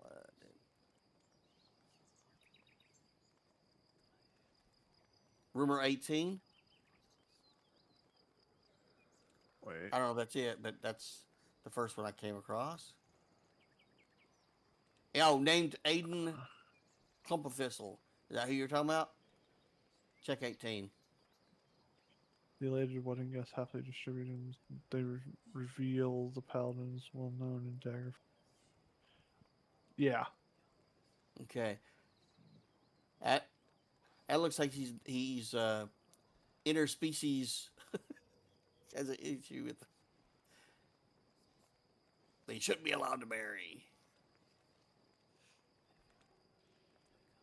I'm not sure where that ties to any of those. I mean, again, this is one that's interesting, but not I may sure have if we read tie it back to. something else. All right, let me look for another one. No, that's definitely it. Oh, that was it was the one you wanted. All right, gotcha. All I right, made one so more. all right, so that's that one. So we've got Johnst for the children, and the pig farmer is associated with. Let me go back to rumor 17. Sorry to play so much out of character, but We got so do much. need to go. There is a rumor about a flying creature killing and taking pigs. Yeah, what was that Misty? Was that the Mist? Was that where was that? Hold on. No, that's one. That's one that I got. Oh, you got one more about that. Okay, well, if you think it'll take us to the pig farmer, that's fine. I think that would ingratiate the pig farmer to actually talk to us about his daughter. Well, it looks like they're not a fan of Malagor, and that's all I wanted to know. It says if your sister hadn't been taken by the old magician Malagor, we'd have had enough money. Well, I felt like it was to get a prostitute her, but that made me just misreading that. Still haven't heard a word from June Osborne. Been over a year now.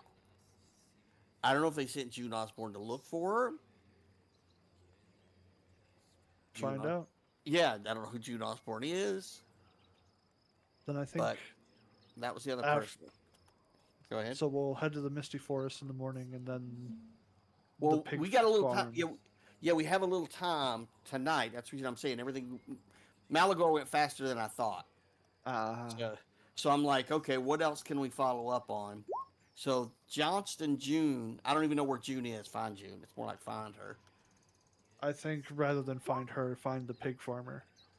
Right. That's what I'm saying is, I mean, we might be able to ask around. Does anybody know June? That's question A. B, do you know the pig farmer? That's the, what is it, 1 degree of separation, right?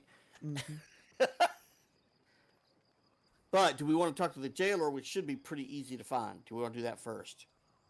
I think we should avoid talking to anyone in a position of power. We know very little, and we don't want to be led astray. Fair Yeah, enough. but maybe the old guard captain would have. I some think you're things right. to say? What was his name? Um. Can't remember. Do I have it in my notes? Oh, I actually didn't get his name. I have the new guard captain.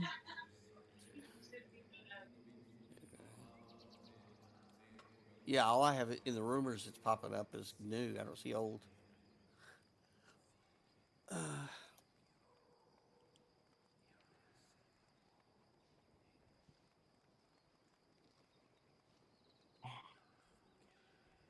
Might be in people. NPC.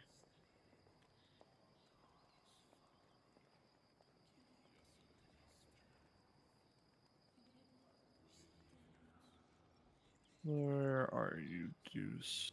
You gross jerk.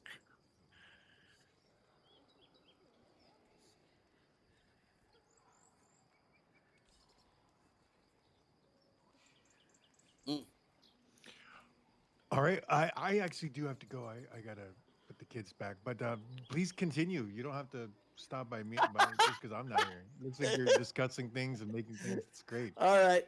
We'll I'm sure we'll this is wrap up. fun. Yeah, we're gonna probably wrap up in here in the next few. I know it's getting late for folks on the East Coast. So, and I have Boris. I have no idea what time it is in your world.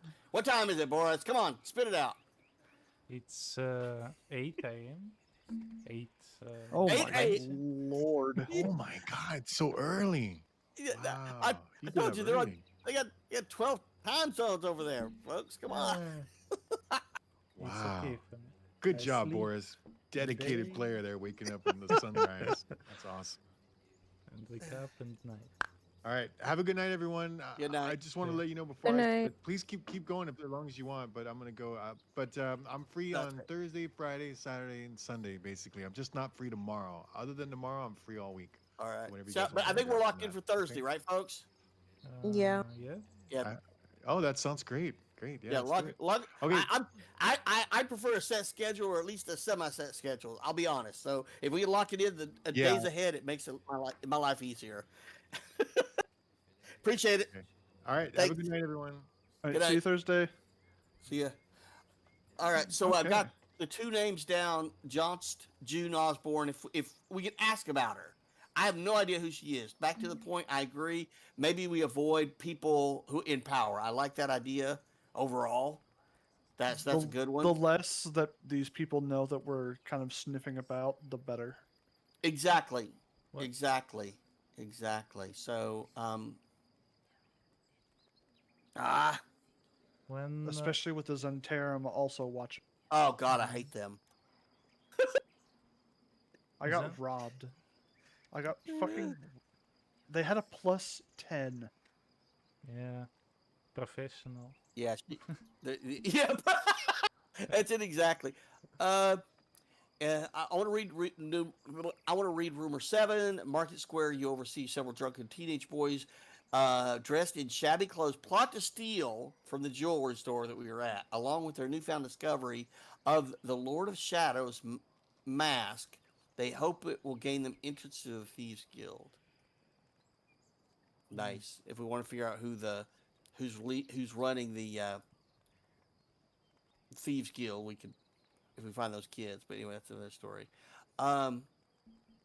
Anyway, I just thought it was funny. I was trying to figure out what was going on with the jewelry store overall, with the whole it's going up for sale. When no, I was The told- guy just wanted to fish. You have Right. any idea how expensive it Uh, is to add spells to my spell book? Yeah. then I was Morris, you were saying something. Sorry, go ahead. about duches. Duches have money, a lot, as we know. So if we try to find her daughter, so why don't take job from her? Maybe with some pain, pain.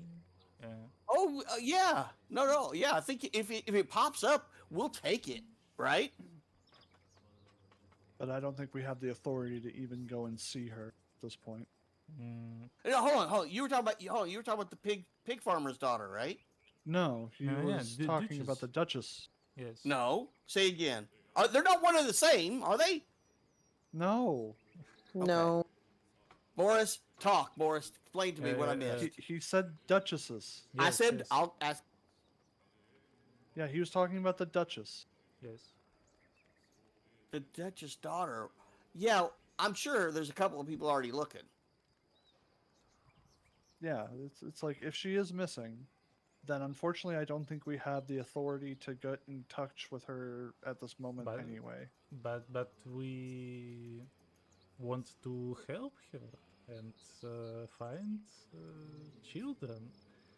I maybe should will listen us. If she was that proactive, this town wouldn't have gotten to shit the way that it has. Yeah. Yeah. I feel you on that. I feel you on that. It's like there's a million things we could chase. That's the reason I tried to put together this spreadsheet to Mhm. tie the rumors that kind of felt like they belonged in the same pocket together. We're just running blind here. That's the reason I'm hoping that back to your all's desire to go to Misty Forest. To be honest, I'm hoping we uncover a lot of good stuff there because right now I'm still running on empty when it comes to actually connecting any of these dots. I honestly think our best route is June Osborne and the pig farmer. Okay, all right. Oh, we're gonna take Johnst out, right? We're not going no Johnst. Yeah, let's not go after Johnst. Anything John. connected to Deuce and possibly Carolyn, Yeah. not a great place to start. Okay. I think June Osborne, the pig farmer, and the good opening quest to ingratiate ourselves, get our name out there that, we're trying to help people, and then go from there.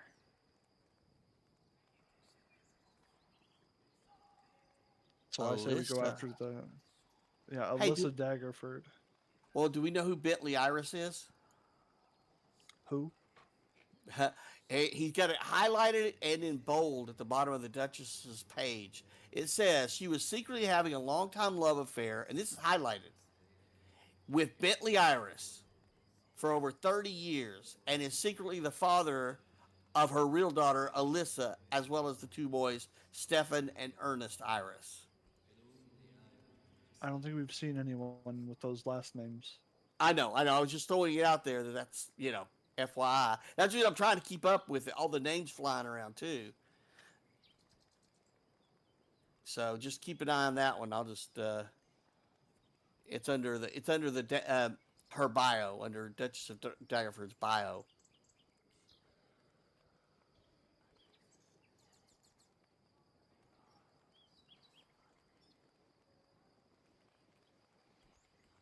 Hmm. Wow, there's a ton. Guys, where's the Duchess of Daggerford? This page coming from? Do y'all have access to it?